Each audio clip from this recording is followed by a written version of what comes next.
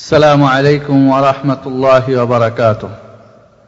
الحمد لله رب العالمين الذي قال في كتابه المبين: وقوموا لله قانتين. وقال عن الصلاة وإنها لكبيرة إلا على الخاشعين. والصلاة والسلام على إمام المتقين وسيد الخاشعين محمد رسول الله صلى الله عليه وعلى آله وصحبه أجمعين، وبعد. أعوذ بالله من الشيطان الرجيم. بسم الله الرحمن الرحيم. قد أفلح المؤمنون الذين في صلاتهم خاشعون. وقال النبي عليه الصلاة والسلام: أرحنا يا بلال بالصلاة. وقال أيضا: وجعلت قرة عيني في الصلاة। ইশার নামাজে ইমাম সাহেব সালাম ফিরানোর পরে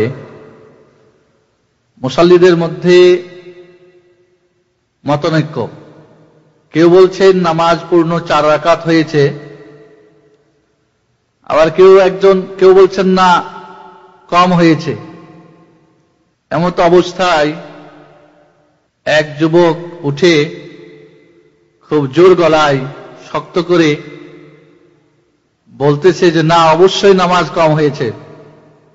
ইমাম সাহেব জিজ্ঞেস করলেন, কম যে হয়েছে, তুমি যে শক্ত করে বলতেছো এর প্রমাণ কি তোমার?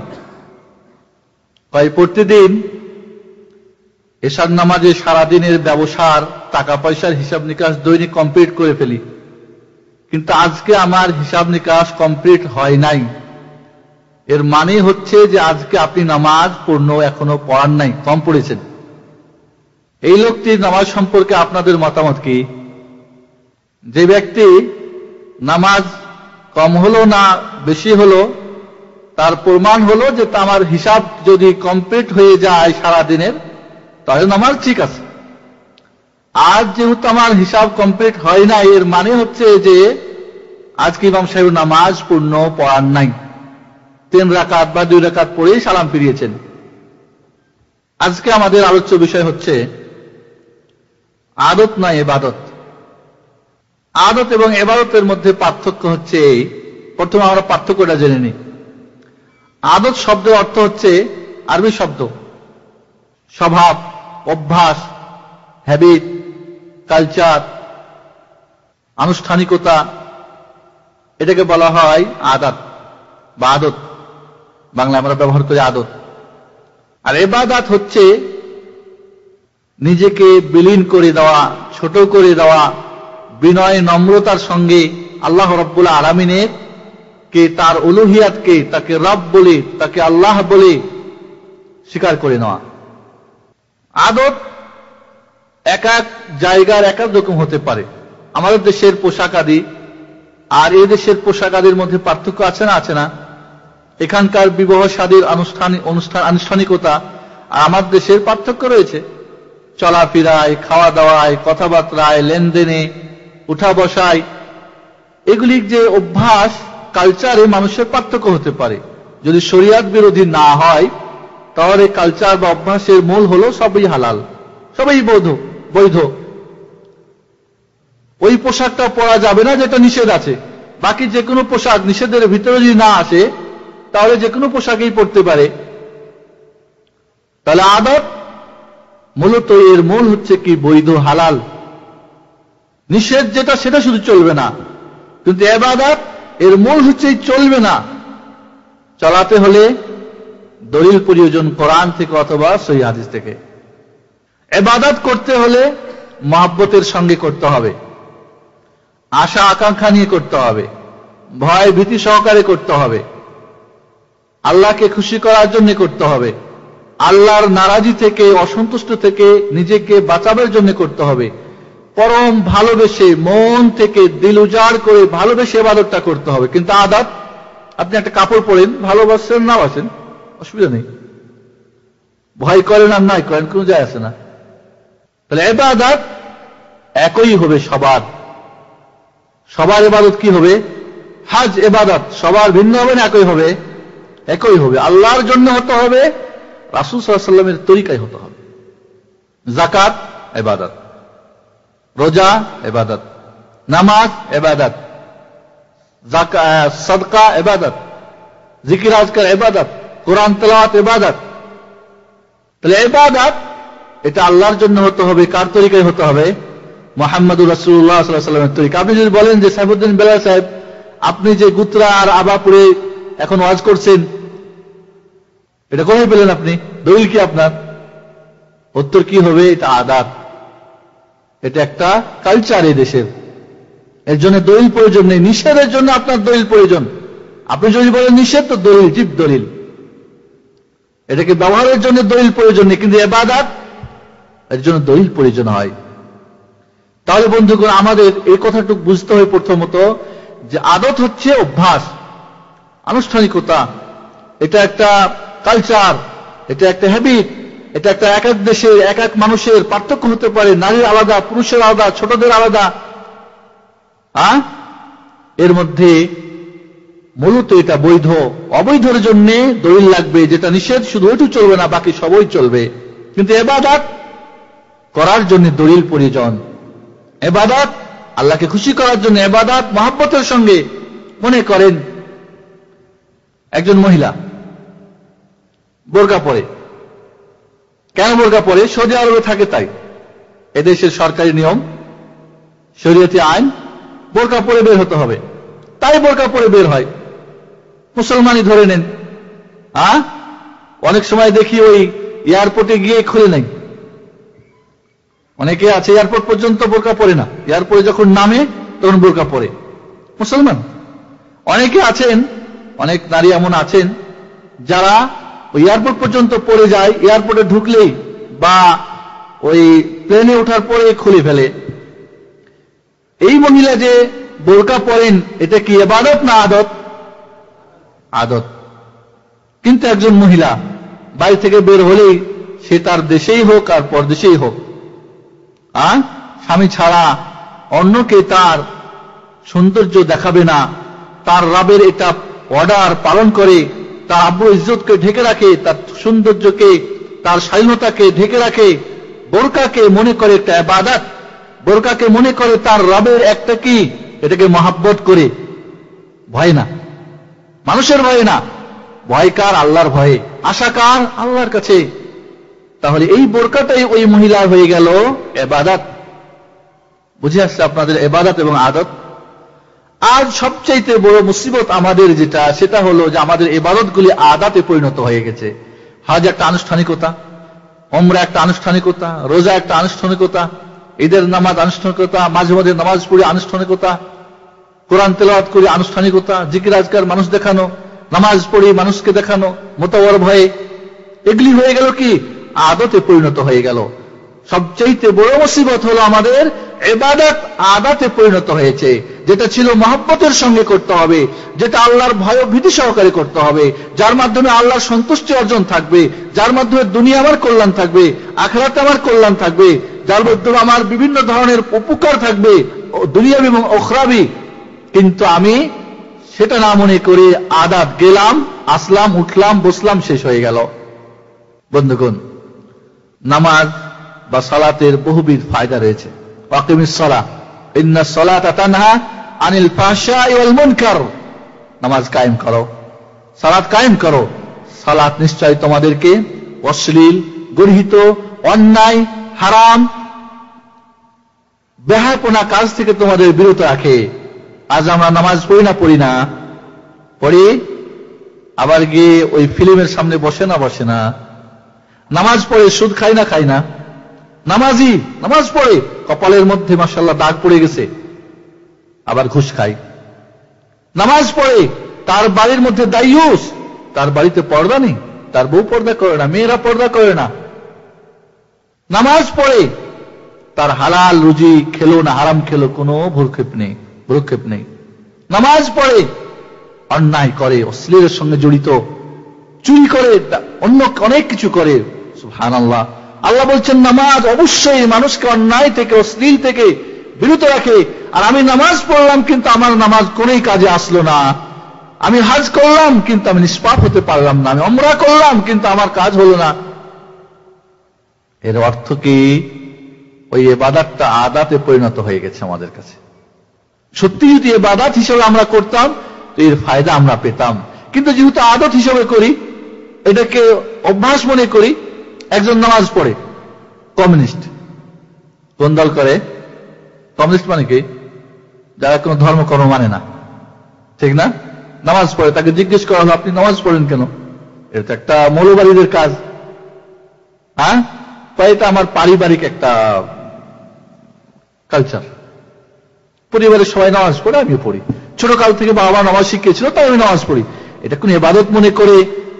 তাহলে এই ব্যক্তির ইবাদতটা, নামাজটাকে তাকে সুদ থেকে, ঘুষ থেকে, অন্যায় থেকে, হারাম থেকে, অশ্লীল থেকে বাঁচাতে পারবে? পারবে না, পারবে না, কখনোই পারবে না। এই জন্য বন্ধুগণ, আসুন আজকে আপনাদের সঙ্গে আলোচনা করব, আমাদের ইবাদতগুলি তো আদত নয়। আদত ইবাদত নয়। ইবাদতকে ইবাদত হিসেবেই করতে হবে, আদতকে আদত হিসেবেই করতে হবে। ইবাদত যেন আদত না হয়, আদত যেন ইবাদত না হয়, আমাদের খেয়াল রাখতে হবে। আজকে আপনাদের সঙ্গে আলোচনা করব, সমস্ত ইবাদত নিয়ে আলোচনা করা সম্ভব নয়। সবচাইতে গুরুত্বপূর্ণ ইবাদত কি? সালাত, নামাজ। যত ইবাদত আল্লাহ ফরজ করেছেন, সবচাইতে গুরুত্বপূর্ণ ইবাদত কি? সালাত। এই সালাত ফরজ হয়েছে সপ্ত আকাশের উপরে, মেরাজের রাত্রিতে স্পেশাল ভাবে। নামাজের ব্যাপারে যত তাগিদ এসেছে কোরআনে, অন্য ব্যাপারে এত তাগিদ আসে নাই। নামাজ ত্যাগকারী কাফের, অন্যরা কাফের হয় না। অন্য কোন রুকুন ছেড়ে দিলে কাফের বলা যাবে না, কিন্তু নামাজ ত্যাগ করলে কাফের হয়ে যায়। বেনামাজি অবস্থায় মারা গেলে তার কাফন নাই, দাফন নাই। মুসলমানদের কবরস্থানে কবর নেই, তার জন্য দোয়া নেই। তাহলে বন্ধুগণ, এই সালাত সবচেয়ে গুরুত্বপূর্ণ একটা ইবাদত। এই ইবাদত সর্বপ্রথম আল্লাহ ফরজ করেছেন। এই ইবাদত এই সর্বপ্রথম পৃথিবীতে সর্বশেষ দুনিয়া থেকে উঠে যাবে। নামাজ, যাকাত উঠে যাবে, মানুষ যাকাত দেওয়া বন্ধ করবে, রোজা করবে না, হজ করবে না, ইত্যাদি। সর্বশেষ ইবাদত পৃথিবী থেকে যেটা উঠবে সেটা কি? নামাজ। সর্বপ্রথম ফরজ হলো কি? নামাজ। আর সর্বশেষ উঠবে কি? নামাজ। কিয়ামতের মাঠে আউয়ালু মা ইউহাসাবুল আবদ আস-সালাহ। সর্বপ্রথম কিয়ামতের মাঠে হিসাব হবে কার? নামাজের। এই নামাজ অত্যন্ত গুরুত্বপূর্ণ ইবাদত। কিন্তু নামাজের মধ্যে একটা ইবাদত, যে নামাজের মধ্যে আমাদের একটা ক্যাসেট আছে, সম্ভবত 30টা ফায়দা কথা উল্লেখ করা হয়েছে। এতগুলি উপকার, কিন্তু আমরা জীবনে আমাদের একটা উপকার দেখতে পাই না। নামাজ পড়লাম সারা জিন্দেগি, কপালের মধ্যে কি আমরা দাগ ফেলে দিলাম, কিন্তু নামাজ আমার কোনো কাজ, এই নামাজের কোনো ফায়দা দেখলাম না, পেলাম না আমার জীবনে। এই নামাজ কোনো কাজে আসলো না, না দুনিয়ার কাজে না আখিরাতের কাজে আসবে। তাহলে এটা কেমন নামাজ? এটা তাহলে কেমন নামাজ? এই জন্য বন্ধুগণ, নামাজের দুইটা দিক রয়েছে। একটা হলো বাহ্যিক দিক, একটা হলো ভিতরের দিক, আত্মিক দিক। এটা একটা রুহানি দিক, আর একটা বাহ্যিক দিক রয়েছে। নামাজের বাহ্যিক দিক তো আপনি হাত বাঁধলেন, উঠলেন, বসলেন, রুকু, সিজদা, দোয়া, কিরাত, সূরা পড়লেন, এটা বাহ্যিক দিক, ঠিক কিনা? কিন্তু নামাজের সবচাইতে গুরুত্বপূর্ণ যেটা পার্ট, সেটা হলো কি? খুশু। কি বলা হয় একে? খুশু এবং খুজু। এটা হলো আত্মিক ব্যাপার। খুশু, যার সম্পর্ক অন্তরের সঙ্গে। আজ আমাদের একটাই শুধু কারণ, যে আমাদের সালাতের মধ্যে আমাদের খুশু নেই। আচ্ছা ভাই, আপনারা একটা প্রশ্ন করি। মনে করেন একজন মানুষ মহারাজা, রাজার উপরে মহারাজা হয় না? একজন মহারাজা, আমাদের দিনাজপুরের মহারাজা আছে, কিন্তু এখন নেই, মারা গেছে। মহারাজার কাছে তার কোনো কাজ হাসিলের জন্য একটা, সেই যুগে মনে করেন দাসী উপহার করবে, উপহার দেবে একজন দাসী। তো যদি ওই দাসীটা প্যারালাইসিস থাকে, তো কেমন মনে করেন? রাজা তার, ওই মহারাজা তার যে চাওয়া পাওয়া সেটা কি আদায় করে দিবে? টেরা যদি হয়, কানা যদি হয়, হাত পা যদি কাটা হয়, দেখতে কুশ্রী যদি হয়, অসুন্দরী, দেখলেই ভাগাই দেবে। এমন যদি একটা দাসী উপহার করে, হাদিয়া দিয়ে, গিফট দিয়ে ওই মহারাজার কাছ থেকে তার কোনো কাজ সিদ্ধি করতে চায়, সম্ভব? বরং ধরে পুলিশ দিয়ে বলে, বেটারে ভাগাও, কে এটা? বেয়াদব। একজন মানুষের কাছে যদি একটা কানা, খোড়া, ল্যাংড়া, অসুন্দরী, বা যদি এমন হয় একেবারে ডেড বডি নিয়ে গিয়ে হাজির করে, তাহলে রাজামশাই কি রাগ হবেন না খুশি হবেন? নিঃসন্দেহে রাগ হবেন, ঠিক না? তাহলে আপনার এই সালাতটা একটা হাদিয়া। কাকে হাদিয়া করতেছেন? আল্লাহকে। গিফট কাকে করতেছেন? আল্লাহকে। যে গিফটের মধ্যে আত্মা নেই, মরা, সেই গিফট আল্লাহ কবুল করবেন। এই সালাতের আত্মা কি, রূহ কি? খুশু, অন্তরের ভয়। খুশু বলা হয় অন্তরের ভয়, ভিতর থেকে যে ভয়টা তাকে বলা হয় কি? খুশু। ভিতরে যখন ভয় হয় তখন এই ভয়টার প্রভাব অঙ্গে প্রত্যঙ্গে ফুটে ওঠে। ফুটে ওঠে না? এখন যদি আপনার সামনে একটা বাঘ হাও করে, কি লাগবে? অন্তরে ভয় পাবেন, ভিতরেও চুপসে যাবেন, ঠিক না? চোখ মুখ কালো হয়ে যাবে না? ফ্যাকাশে হয়ে যাবে না ভয়ে? চিল্লিয়ে উঠবেন, নরে বাপরে মারি বলে, কি বলেন? তাহলে অন্তরের ভয় হলো খুশু। আর এই ভয়ের প্রতিফলন যে বাহ্যিক শারীরিক অঙ্গ প্রত্যঙ্গে ফুটে ওঠে থেকে বলা হয় খুদু। বন্ধুগণ, তাহলে ওই বাদশাকে একটা ল্যাংড়া খোলা বা একটা ডেড বডি একটা দাসী দান করলে বা উপহার করলে, গিফট করা যেমন সম্ভব না, আর করলেও যে আপনার কোনো ফায়দা হবে না, নামাজটাও আপনি কাকে গিফট করছেন? মহান রব্বুল আলামিনকে। কিন্তু সেটা মৃত্যু নামাজ, ডেড বডি নামাজ। এটা নড়ে না, চড়ে না, এর কোনো হারকাত নেই, এর কোনো প্রভাব নেই, এর কোনো প্রতিফলন নেই। সুবহানাল্লাহ। কি করে আপনি আল্লাহর সামনে দাঁড়িয়ে এমন এক নামাজ আদা করলেন যেটা আদতে পরিণত হলো, যার সেটা ইবাদতে পরিণত হলো না? এর মধ্যে মহাব্বত নেই, এর মধ্যে ভয় নেই, এর মধ্যে আপনার আশা আকাঙ্ক্ষা নেই। এমন একটা হাদিয়া দিলেন আল্লাহকে, যে হাদিয়া আপনার আল্লাহ কবুল তো দূরের কথা, বরং আপনার দিকে চেয়ে দেখবেন না। বন্ধুগণ, এই জন্যে আমাদেরকে মনে রাখতে হবে যে এই খুশু এবং খুজু সালাতে যদি আপনার থাকে, তাহলে এই সালাতটা আপনার প্রাণবন্ত সালাত হবে, জীবন্ত সালাত হবে। এই সালাতে আল্লাহকে হাদিয়া করলে, গিফট করলে, এর মাধ্যমে আপনার দুনিয়াবি ফায়দা এবং আখিরাতেরও ফায়দা কি হবে? হাসিল হবে। আর যদি ল্যাংড়া খোলা বরং কিছুই নাই, ডেড বডি নামাজ যদি আল্লাহর উপহার করেন, তাহলে সেই সালাত দিয়ে আপনার কিছুই আশা করা সম্ভব নয়। আর কেউ যদি আশা করে, তার মতো আহাম্মক, তার মতো মূর্খ বেকুফ আর কেউ হতে পারে? কেউ হতে পারে না। এই জন্য বন্ধুগণ, আসুন আমাদেরকে জানতে হবে। তাহলে আমরা জানলাম খুশু মানে অন্তর ভিতর থেকে যে ভয় হয়, যে ভয়ের কারণে আপনার শরীরের অঙ্গ প্রত্যঙ্গ কি হয়ে যায়? নিস্তব্ধ হয়ে যায়, স্থির হয়ে যায়, অবিচল হয়ে যায়, নড়াচড়া করে না, গুত্রা টানে না, এদিকে খুসখুস করে না, ওদিকে করে না। আপনার সবকিছু আল্লাহর কাছে অবনীত হয়ে, সবকিছু আল্লাহর কাছে সারেন্ডার হয়ে, সবকিছু আপাতমস্তক আল্লাহর সামনে দাঁড়িয়ে আপনার কি হবে? অন্তর থেকে ভয়, ভিতর থেকে শব্দ, কান্না আসবে, চোখ দিয়ে পানি বইবে, এবং ওই সালাতের মধ্যে আপনার কি হবে? মজা পাবেন। এই সালাত দিয়ে দুনিয়ারও ফায়দা পাবেন, আখিরাতেও ফায়দা পাবেন। বন্ধুগণ, এই ভয় ভীতিটা, এই বিনয়ীটা দুই প্রকার।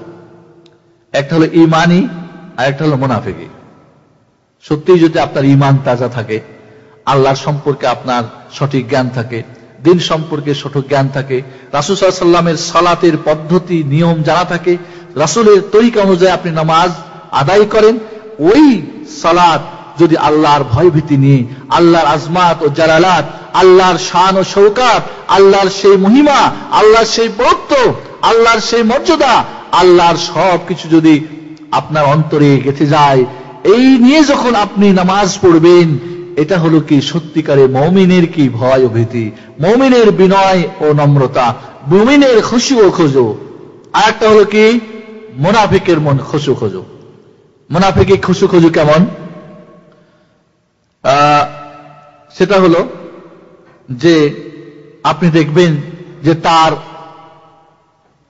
কাঁধটা, তার হাতটা, তার গলাটা দেখবেন নুয়ে গেছে, শরীরের অঙ্গ প্রত্যঙ্গে ফুটে এসেছে, উঠতেছে, যে বুঝি কতই যে ভয় ভীতি করে নামাজ পড়তেছে, কতই যে পাক্কা নামাজি, কিন্তু প্রকৃত তার অন্তরটা কি? সম্পূর্ণ খালি, সম্পূর্ণ খালি। সে কি বলবো, কৃত্রিম সে কি করে? ভয় ভীতি দেখায় মানুষকে, যে কতই যেন ভয় করে নামাজ পড়ছে। সত্যিকারে এটা হলো কি মুনাফিকের খুশু ও খুজু। এই জন্য খুশু খুজু অন্তর থেকে হতে হবে, যার প্রভাব অঙ্গ প্রত্যঙ্গে পড়তে হবে। এবং মনে রাখতে হবে এই খুশু ও খুজু আপনাকে গোপন রাখতে হবে। আপনি মানুষের কাছে প্রকাশ করবেন, আপনি ভান করে কাঁদবেন, ভান করে আপনি নিয়ে যাবেন যেন মনে হচ্ছে খুব ভয় করছেন, না, এটা সত্যিকারের অন্তর থেকে যখন হবে তখন কিন্তু আর দেখাবের প্রয়োজন হবে না, তখন কষ্ট করে আর মানুষকে দেখাবের প্রয়োজন হবে না। আপসাব আপনার ভয় ও ভীতি, আপসাব আপনার বিনয়িতা, আপসাব আপনার অন্তর কি হবে, আল্লাহর ভয়ে কি হয়ে যাবে, একেবারে নরম হয়ে যাবে। এজন্যে হুযায়ফা ইবনুল ইয়ামান রাদিয়াল্লাহু তাআলা আনহু বলেন, ইয়াকুম খুশুওয়ান নিফাক, ফাকিলা লা ওয়া মা খুশুওয়ান নিফাক, قال أن ترى الجسد خاشعا والقلب ليس بخاشع। হযরত হুযায়ফা ইবনুল ইয়ামান বলছেন যে মুনাফিকি মার্কা খুশু থেকে দূরে থাকো। জিজ্ঞেস করা হলো মুনাফিকি মার্কা বা মুনাফিকি বা নিফাকি খুশু আবার কেমন? কয় দেখবা শরীরটা খুব মনে হচ্ছে ভয় ভীতি সহকারে, কিন্তু তার অন্তরে যারা পরিমাণেও ভয় ভীতি নেই। এইভাবে ফুজাইল ইবনে ইয়াজ বলেন, কানা ইয়াকরাহু আন ইউরিয়াল রাজুলু মিনাল খুশু আকসারা মিম্মা ফি কলবি। অন্তরে ভয় খুবই কম কিন্তু বাইরে অনেক দেখাচ্ছে। এটা ফুজাইল ইবনে ইয়াজ বলছেন এটা কি ঘৃণিত। কোন একজনকে দেখলেন যে তার হাত দুটা খুব এবং খুব সামনে নয়ে নামাজ পড়তেছে, মনে হচ্ছে খুবই ভয়, তো বললেন যে ওই ব্যক্তি তুমি যে ভয় ভীতি দেখাচ্ছ, খুশু খুজু দেখাচ্ছ, এই খুশু খুজু তো আসলে এই অঙ্গ প্রত্যঙ্গে যেটা তুমি দেখাচ্ছ সেটা না, বরং ওয়াশারা ইলা হা হুনা ইলা সাদরিহি। আসল ভয় তো কোথায়, খুশি খুশি কোথায়? খুশি হলো অন্তরের মধ্যে। ওয়াশারা লা হা হুনা ওয়াশারা ইলা মানকাবাই, আর তোমার যে দুইটা হাতকে একেবারে নয় দিয়েছো এটাদের মধ্যে আসলে তোমার ভয় না, ভয় হলো অন্তরের মধ্যে। এজন্য বন্ধুগণ সাহাবা ইকরাম থেকে বর্ণিত আছে, আউযু বিল্লাহি মিন খুশুইন নিফাক, কিলা লাহু ওয়া মা খুশুন নিফাক, قال আন ইয়ারা জাসাদা খাশিয়ান ওয়াল কলবা গায়র খাশি। সাহাবী, আল্লাহর নবীর সাহাবী পানাহ মানতেন আল্লাহর কাছে, আল্লাহ এই মুনাফিকি খুশু থেকে খুজু থেকে আমাকে মাফ করো, তোমার কাছে পানাহ চাই, আশ্রয় চাই। জিজ্ঞেস করা হলো মুনাফিকের খুশু কি? বললেন যে তুমি বাহ্যিক ভাবে দেখবে বুঝি খুব ভয় করতেছে, ভিতরে খুবই ভয়, অঙ্গ প্রত্যঙ্গে কিন্তু ভিতরে কোনোই ভয় নেই। এজন্য বন্ধুগণ আমাদেরকে মনে রাখতে হবে যে এই খুশুর মাধ্যমেই, এই ভয় ও ভীতির মাধ্যমে, বিনয়তার মাধ্যমেই নামাজকে প্রাণবন্ত করা যেতে পারে, তার রূহ আত্মা ফিরে আসবে এবং এই সালাতে আপনার কি কাজে আসবে। বন্ধুগণ খুশুর ইসলামে দারুণ এর গুরুত্ব এসেছে, আর এই জন্যই আল্লাহ নবী বলেন, আউয়ালু শাইইন ইউরফাউ মিন হাযিল উম্মাহ আল খুশু হাত্তা লা তারা ফিহা খাশিআন, রাহু তাবরানী ও ইসনাদুহু সহিহ। আল্লাহ নবী বলেন সর্বপ্রথম এই উম্মত থেকে যে জিনিসটা উঠে যাবে সেটা কি? খুশু। হাত্তা লা তারা ফিহা খাশিআন, এমন দেখবে যে নামাজি নামাজ পড়বে অনেকেই কিন্তু কোনো ভয় খুশু সহকারে নামাজ পড়ার সংখ্যা তুমি দেখতেই পাবে না। এজন্য হুযায়ফা ইবনুল ইয়ামান রাদিয়াল্লাহু তাআলা আনহু বলেন, আউয়ালু মা তাফকিদুনা মিন দীনিকুম আল খুশু ওয়া আখিরু মা তাফকিদুনা মিন দীনিকুম আস-সালাহ। তোমাদের দিনের সর্বপ্রথম যে জিনিসটা উঠে যাবে সেটা কি? খুশু এবং খুজু। আর সর্বশেষ যে জিনিসটা উঠবে সেটা কি? নামাজ ও সালাত। ওয়ারুব্বা মুসাল্লিন লা খায়রা ফি, অনেক নামাজি নামাজ পড়বে তার নামাজে কোনই কল্যাণ নেই, কোন উপকারই আসবে না তার নামাজ। ওয়া ইউশিকু আন তাদখুলাল মাসজিদা ফালা তারা ফিহিম খাশিআ, তুমি নামাজ মসজিদে গিয়ে ঢুকে দেখবে একজন মানুষও ভয় ভীতি সহকারে নামাজ পড়ে না, আনুষ্ঠানিকতা, সবাই আদত, ইবাদত কেউ করতেছে না। সুবহানাল্লাহ। আজকাল মসজিদে গিয়ে দেখবেন খালি উঠো বসো, যে যত তাড়াতাড়ি ইমাম নামাজ পড়ায় সে তত ভালো। তারাবির নামাজের সময় রমজান মাসে দেখা যায় যেই কারি সাহেব, যে ইমাম সাহেব, যে হাফেজ সাহেব দ্রুত নামাজ পড়াতে পারে তার মুসাল্লির সংখ্যা কে বেশি। কোন মসজিদে আগে নামাজ হয়? উঠো আর বসো, আনুষ্ঠানিকতা, একটা অভ্যাস যেন। এটা যে একটা ইবাদত, এটার মধ্যে যে ভয় ভীতি কিচ্ছুই দেখা যায় না।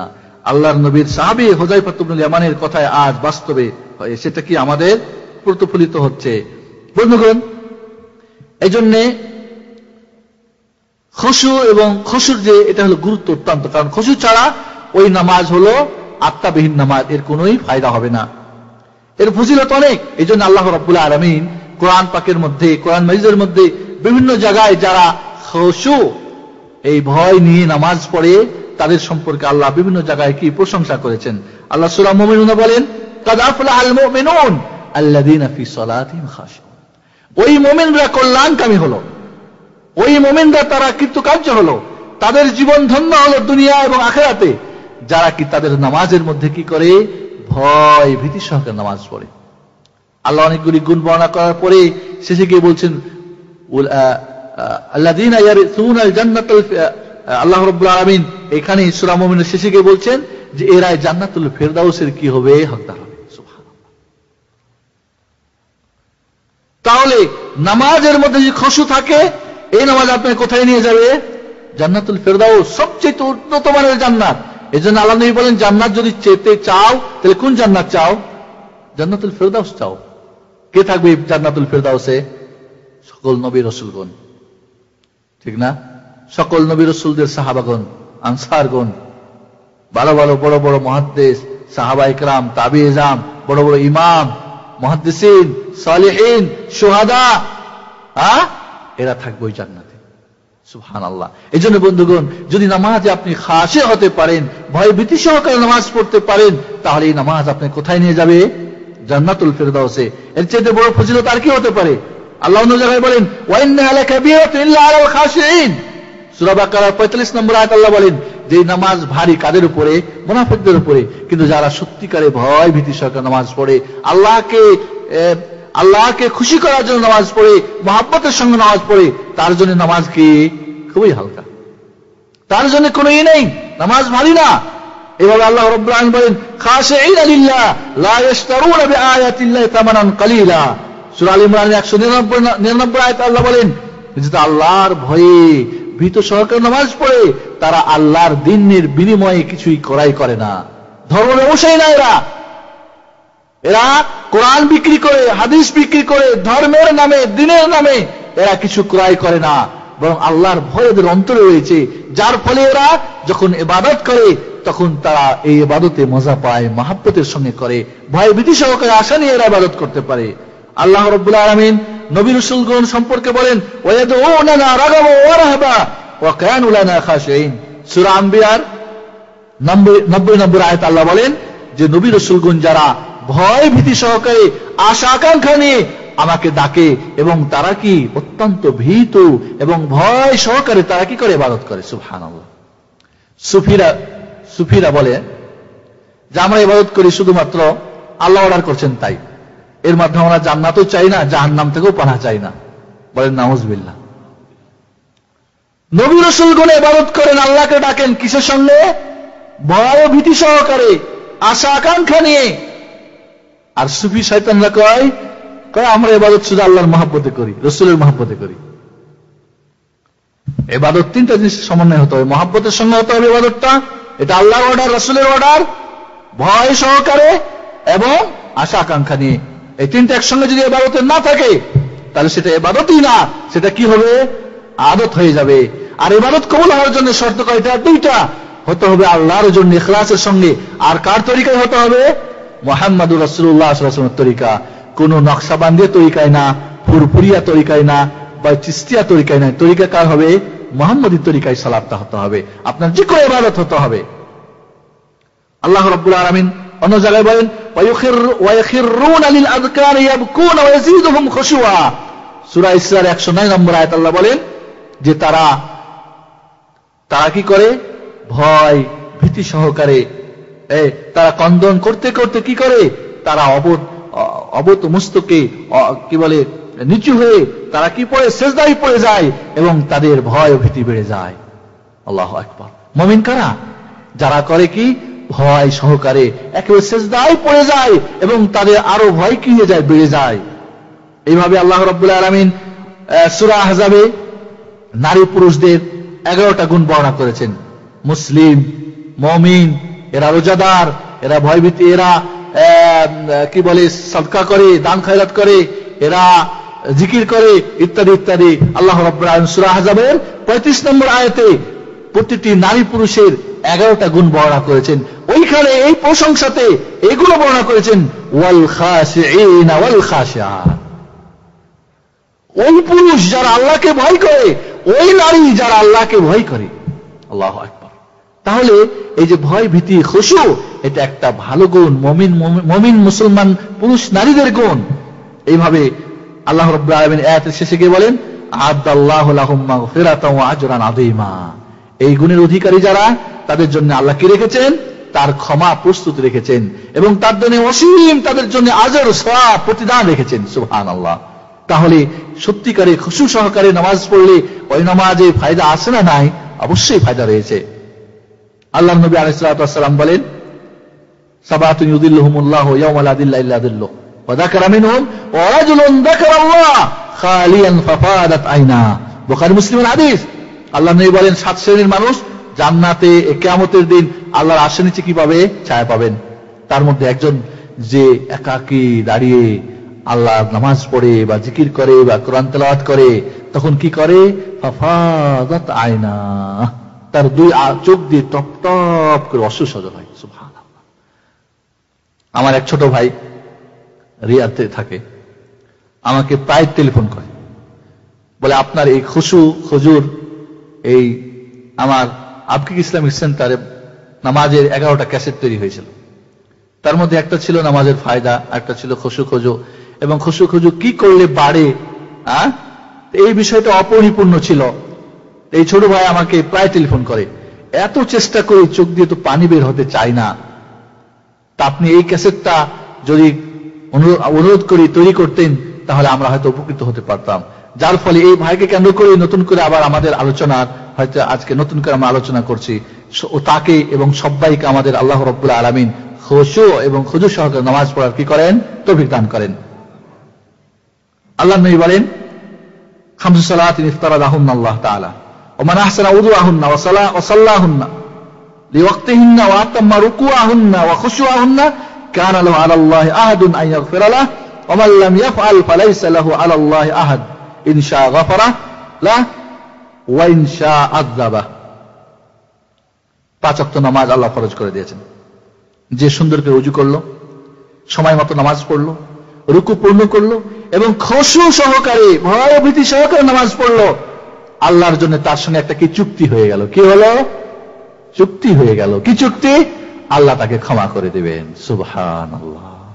আর যে এইভাবে নামাজ পড়লো না, রুকু পূর্ণ করলো না, রুকুতে চুরি করলো, সেজদায় চুরি করলো, নামাজ সব জায়গায় উল্টো পাল্টো করলো, রাসূলের তরিকায় করলো না, পরিপূর্ণ করে পড়লো না, সময় মতো করলো না, সুন্দর করে উযু করলো না, ফালাইসা লাহু আলাল্লাহি আহদুন, আল্লাহর জন্য আল্লাহর সঙ্গে তার কোনো কি অঙ্গীকার নাই, কোনো চুক্তি নাই।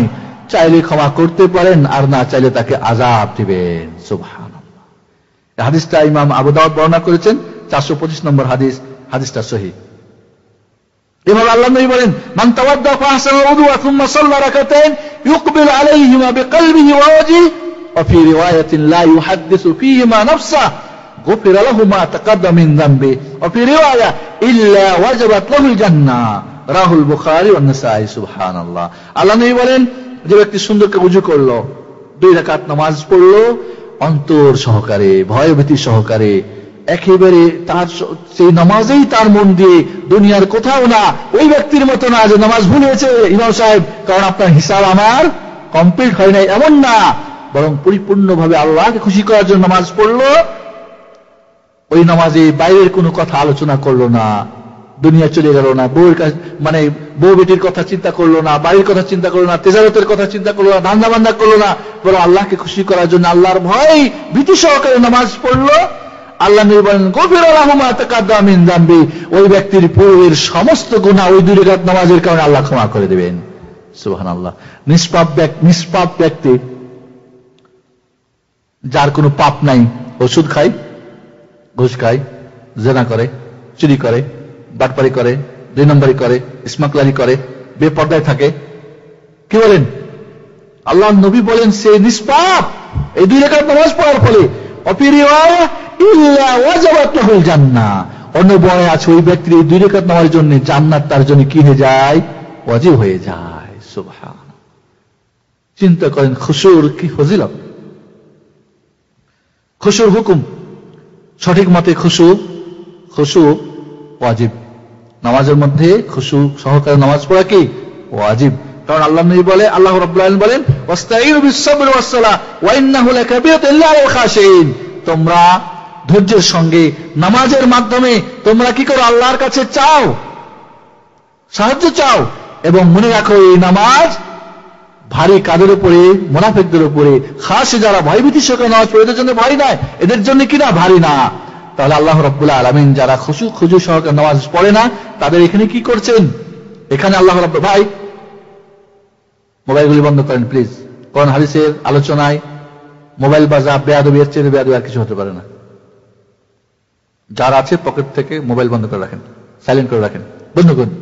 আল্লাহ রাব্বুল আলামিন বলছেন যারা ভয়ভীতি সহকারে নামাজ পড়ে তাদের জন্য নামাজ হালকা, আর যারা ভয়ভীতি সহকারে পড়ে তাদের জন্য ভারী। তাহলে এর অর্থ হলো এই যে খুশু না থাকলে আল্লাহ রাব্বুল আলামিনকে ঘৃণা করছেন। আর ঘৃণিত ওইটাই জিনিস, ঘৃণিত তখনও হতে পারে যখন কোনো ওয়াজিব জিনিস হয়। এজন্য বন্ধুগণ, খুশু সহকারে নামাজ পড়া কি ওয়াজিব। আরো মনে রাখতে হবে নামাজে ইতিদাল এবং ইতমিনান। ইতমিনান বলা হয় প্রত্যেকটা জায়গা থেকে স্থির ভাবে, রুকু থেকে স্থির ভাবে, খালি গেলেন উঠলেন তাহলে এটা ইতমিনান হলো না। ঠিকভাবে ইতিদাল মানে উঠে সম্পূর্ণভাবে সোজা দাঁড়া, প্রথম সেজদা থেকে উঠে সোজা বসা, এগুলিকে ইতিদাল বলে। ইতিদাল এবং ইতমিনান নামাজের যে 14টা রুকুন রয়েছে তার মধ্যে এগুলি রুকুন। কাজী খুশু ছাড়া কখনই ইতমিনান হতে পারে না। তাহলে নিঃসন্দেহে খুশু যে ওয়াজিব এর মধ্যে কোনো সন্দেহ নেই। খুশু সহকারে নামাজ না পড়লে তার নামাজের সেই কোনো ফায়দাই পাবে না। এজন্য এখন আমাদের আসল আলোচনায় নিয়ে যেতে চাই, কেন আমাদের এই খুশু থাকে না, কারণটা কি? খুশু সহকারে নামাজ পড়তে হবে, কি বলেন? তাহলে দুইটা প্রশ্ন আপনাদের, কি কি কারণে এই খুশু চলে যায়? আর একটা আমার কাছে থাকবে, সেটা হলো প্রশ্ন, কি করলে এই খুশু আমরা নামাজে নিয়ে আসতে পারি? রূহ আলা নামাজ, জীবন্ত নামাজ, আত্মা সম্মিলিত নামাজ কিভাবে আমরা পড়তে পারি? ঠিক না ভাই? ঠিক। আসুন এই দুইটা প্রশ্নের উত্তরই আমাদের আলোচনার সমাপ্তি হবে ইনশাআল্লাহ। প্রথম প্রশ্ন হলো, কেন আমাদের এই খুশু নাই? কেন কি কারণে আমাদের এই খুশু আমাদের থেকে বিদায় নিয়েছে? প্রথম উত্তর হলো, আল্লাহর নবী নিজেই বলেছেন, সর্বপ্রথম আমার উম্মত থেকে এই খুশু উঠে যাবে। এর মানে হচ্ছে যে ঈমান দুর্বলতা এই খুশু উঠে যাওয়ারই জিনিস, এটা থাকার জিনিস নয়। 2 নম্বর কারণ হলো আমাদের ঈমান দুর্বল। কি? ঈমান দুর্বল। আল্লাহর সঙ্গে আমাদের সম্পর্ক অত্যন্ত ক্ষীণ। চিনি না আল্লাহরে, আমরা চিনি না নামাজের গুরুত্ব, বুঝি না নামাজের গুরুত্ব। কাজে যে জিনিসের গুরুত্ব থাকে, এক ভাইকে জিজ্ঞেস করলাম, সকালের নামাজ জামাতে উঠতে পারে না, ফজরের নামাজ। আমি বললাম অ্যালার্ম দিয়ে দিবে, কয়েক ঘুমের ডিস্টার্ব হয়ে যায়। তো বললাম যে আপনি ডিউটিতে যাওয়ার জন্য অ্যালার্ম দেন না? কয় হ্যাঁ তা তো দিই। তো বললাম যে আপনি ডিউটিতে যাওয়ার জন্য এটার গুরুত্ব বুঝলেন, এই জন্য আপনি কি দিয়ে রাখেন? অ্যালার্ম দিয়ে রাখেন। আর আপনি আল্লাহর যেটা দায়িত্ব, আল্লাহ যেটা ফরজ করে দিলেন ফজরের নামাজ, এটার জন্য তো দিতে পারেন আপনি। কয় আল্লাহ মাফ করে, মানুষ তো মাফ করে না। বলেন নাউজুবিল্লাহ। এর চাইতে জয়ীফ ঈমানের মানুষ আর কেউ হতে পারে? যে মানুষকে ভয় করে, আল্লাহকে ভয় করে না। দুনিয়ার জন্য সে সজাগ, কিন্তু দিনের জন্য সে গাফেল। রিয়ালের জন্য, ডলারের জন্য সে খুব চোখমান, কিন্তু আল্লাহকে, মানুষকে খুশি করার জন্য সে ব্যস্ত। দুনিয়ার মোহে সে ব্যস্ত, কিন্তু আল্লাহর ভালোবাসা, আল্লাহর পরিচয়, দিনের পরিচয়, নবীর পরিচয়, জান্নাত জাহান্নামের কথা তার অন্তরে আছে। থাকলে কি সে ঘুমাতো এইভাবে? কখনোই ঘুমাতো না। আমার এক বন্ধু, ছাত্র জীবনের কথা, ঘুম খুব ভারী ঘুম। তো সবাইকে বলে রাখতো আমার ঘুমে ডেকে নিয়ে যাবে ফজরের সময়। ও ডেকে ডেকে আমরা অনেক সময় ক্লান্ত হয়ে যেতাম, তার ঘুম ভাঙতো না। এরপরে বুদ্ধি করলো কি, কানের মধ্যে দড়ি বাঁধায় রাখি, রশি, সুতা। আমাদের রুমে আর আমরা কেউ ডাকি না, তুই ঘুম ভাঙে না, তোরে ডাকবো না। তো কানের মধ্যে সুতা বাঁধে ওই জানালা দিয়ে বাইরে বের করে রাখে। আমাদের এই ক্লাসের অন্য রুমে থাকতো আব্দুল রশিদ ভাই, কয় আমার এই সুতা ধরে বাইরে থেকে টানবা। তো আব্দুর রশিদ ভাই মাশাআল্লাহ তাহাজ্জুদ গুজার ছিলেন। উনি ওই ধরে টান মারলে মাঝে মাঝে চিল্লিয়ে উঠতো, লাফ দিয়ে উঠতো। সুবহানাল্লাহ। আপনার ঘুম ভাঙে না? আপনার বন্ধুকে বলেন, ভাইকে বলেন, স্ত্রীকে বলেন, ছেলেকে বলেন, পড়োশীকে বলেন, অ্যালার্ম দিয়ে রাখেন, কোনোটাই করবেন না। এর মানে কি? অন্তরে ভয় আছে কি? ভয় নেই। এই জন্য বন্ধুগণ, খুশু না হওয়ার কারণ নামাজে যে আমাদের আল্লাহর সঙ্গে পরিচয় অত্যন্ত পরিচয় নাই বললে চলে। আল্লাহর ভয় ভীতি নেই, আমাদের ঈমান অত্যন্ত দুর্বল। এটাই দ্বিতীয় কারণ। তৃতীয় কারণ, আমরা যা অপ্রয়োজনীয় জিনিস এবং সালাত যে একটা গুরুত্বপূর্ণ জিনিস এই সম্পর্কে গাফেল এবং অপ্রয়োজনীয় জিনিস নিয়ে আমরা কি ব্যস্ত থাকি। কে কি করলো, কি হলো না হলো, নামাজে গিয়ে দৌড় দিয়ে গিয়ে দাঁড়ালাম আর দুনিয়ার এটা ওটা অপ্রয়োজনীয় জিনিস নিয়ে চিন্তা করতে থাকলাম। তা আপনার খুশু থাকবে? কখনই থাকবে না। 3 নম্বর কারণ হলো বেশি বেশি কুমন্ত্রণা শয়তানের, কি বলে, আপনার বিভিন্ন সংশয়, বিভিন্ন শাহওয়াত আপনার অন্তরে জমে বসে আছে। দুনিয়ার ভালোবাসা, গাড়ি নারী বাড়ির টাকা পয়সা রিয়ালের ভালোবাসা, আল্লাহর এবং রাসূলের ভালোবাসার চাইতে নামাজের ভালোবাসা চাইতে বেশি এই বিভিন্ন সংশয় সন্দেহ এবং শাহওয়াত নিয়ে পিছনে ছুটতে থাকে। নামাজে দাঁড়ায়, কি হবে, কেমনে হবে, এই জন্য তার খুশু দূর হয়ে যায়। এইভাবে দুনিয়ার অনেক মহব্বতের জিনিসের সঙ্গে আমাদের অন্তর ঝুলা, যার কারণে আমাদের অন্তর নামাজের সঙ্গে কি হয় না, সম্পৃক্ত হয় না। এইভাবে অনেক এই হলো, ও আমাকে মারতে চাই, এটা ক্ষতি হচ্ছে, ওটা সমস্যা হচ্ছে, এই সমস্ত বিভিন্ন মানে আমার জন্য যেটা ক্ষতিকর এগুলি নিয়ে আমি ব্যস্ত। কিভাবে ওটাকে আমি কি করবো, ডিফেন্স করব, কিভাবে ওটাকে প্রতিহত করব, কিভাবে ওটা সাজা দিব, এই ব্যস্ত থাকি। অনেক সময় ভালোবাসার জিনিস ডিস্টার্ব করে, অনেক সময় কষ্টদায়ক জিনিস কি করে, কষ্ট দেয়, যার ফলে খুশু আমাদের নামাজ থেকে দূরীভূত হয়। ঠিক এইভাবে নামাজ পড়ি, কিন্তু নামাজে কি পড়লাম আর কি করলাম কিছু জানি না। কানা হাফেজ সূরা ফাতিহা পড়লাম, এর অর্থ জানি না। তো আমার সূরা পড়ে কি বলে, তাকবীর তাহরিমার অর্থ বুঝি না, সানার অর্থ বুঝি না, সূরা ফাতিহার অর্থ বুঝি না, কোরআন পড়ি কিচ্ছুই বুঝি না, দোয়া খালি কানা হাফেজ। আর আমরা তো মাশাআল্লাহ আমরা অনেক সময় তবে হাজার ইমামের সব ছেড়েই দিই, কিছু করি না।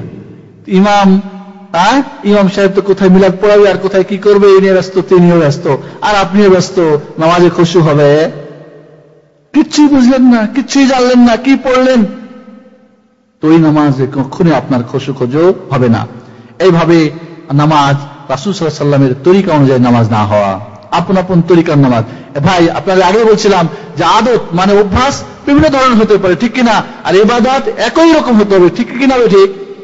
এখন নামাজ মসজিদে একই রকম দেখেন না, বিভিন্ন ধরনের। বাংলাদেশের হুজুরের নামাজ একরকম, এখানে হুজুরের একরকম, এক একজন আবার এক এক রকম, ঠিক না? তো রাসূল সাল্লাল্লাহু আলাইহি ওয়াসাল্লামের তরিকায় যদি নামাজটা না হয়, ওই নামাজে খুশু হবে? কখনোই হবে না। এইভাবে সবচেয়ে বড় সমস্যা হলো ইবলিস শয়তান। ইবলিস শয়তান খিনজিব শয়তান। এই খিনজিব শয়তানের কাজই হলো নামাজের মধ্যে ডিস্টার্ব দেওয়া।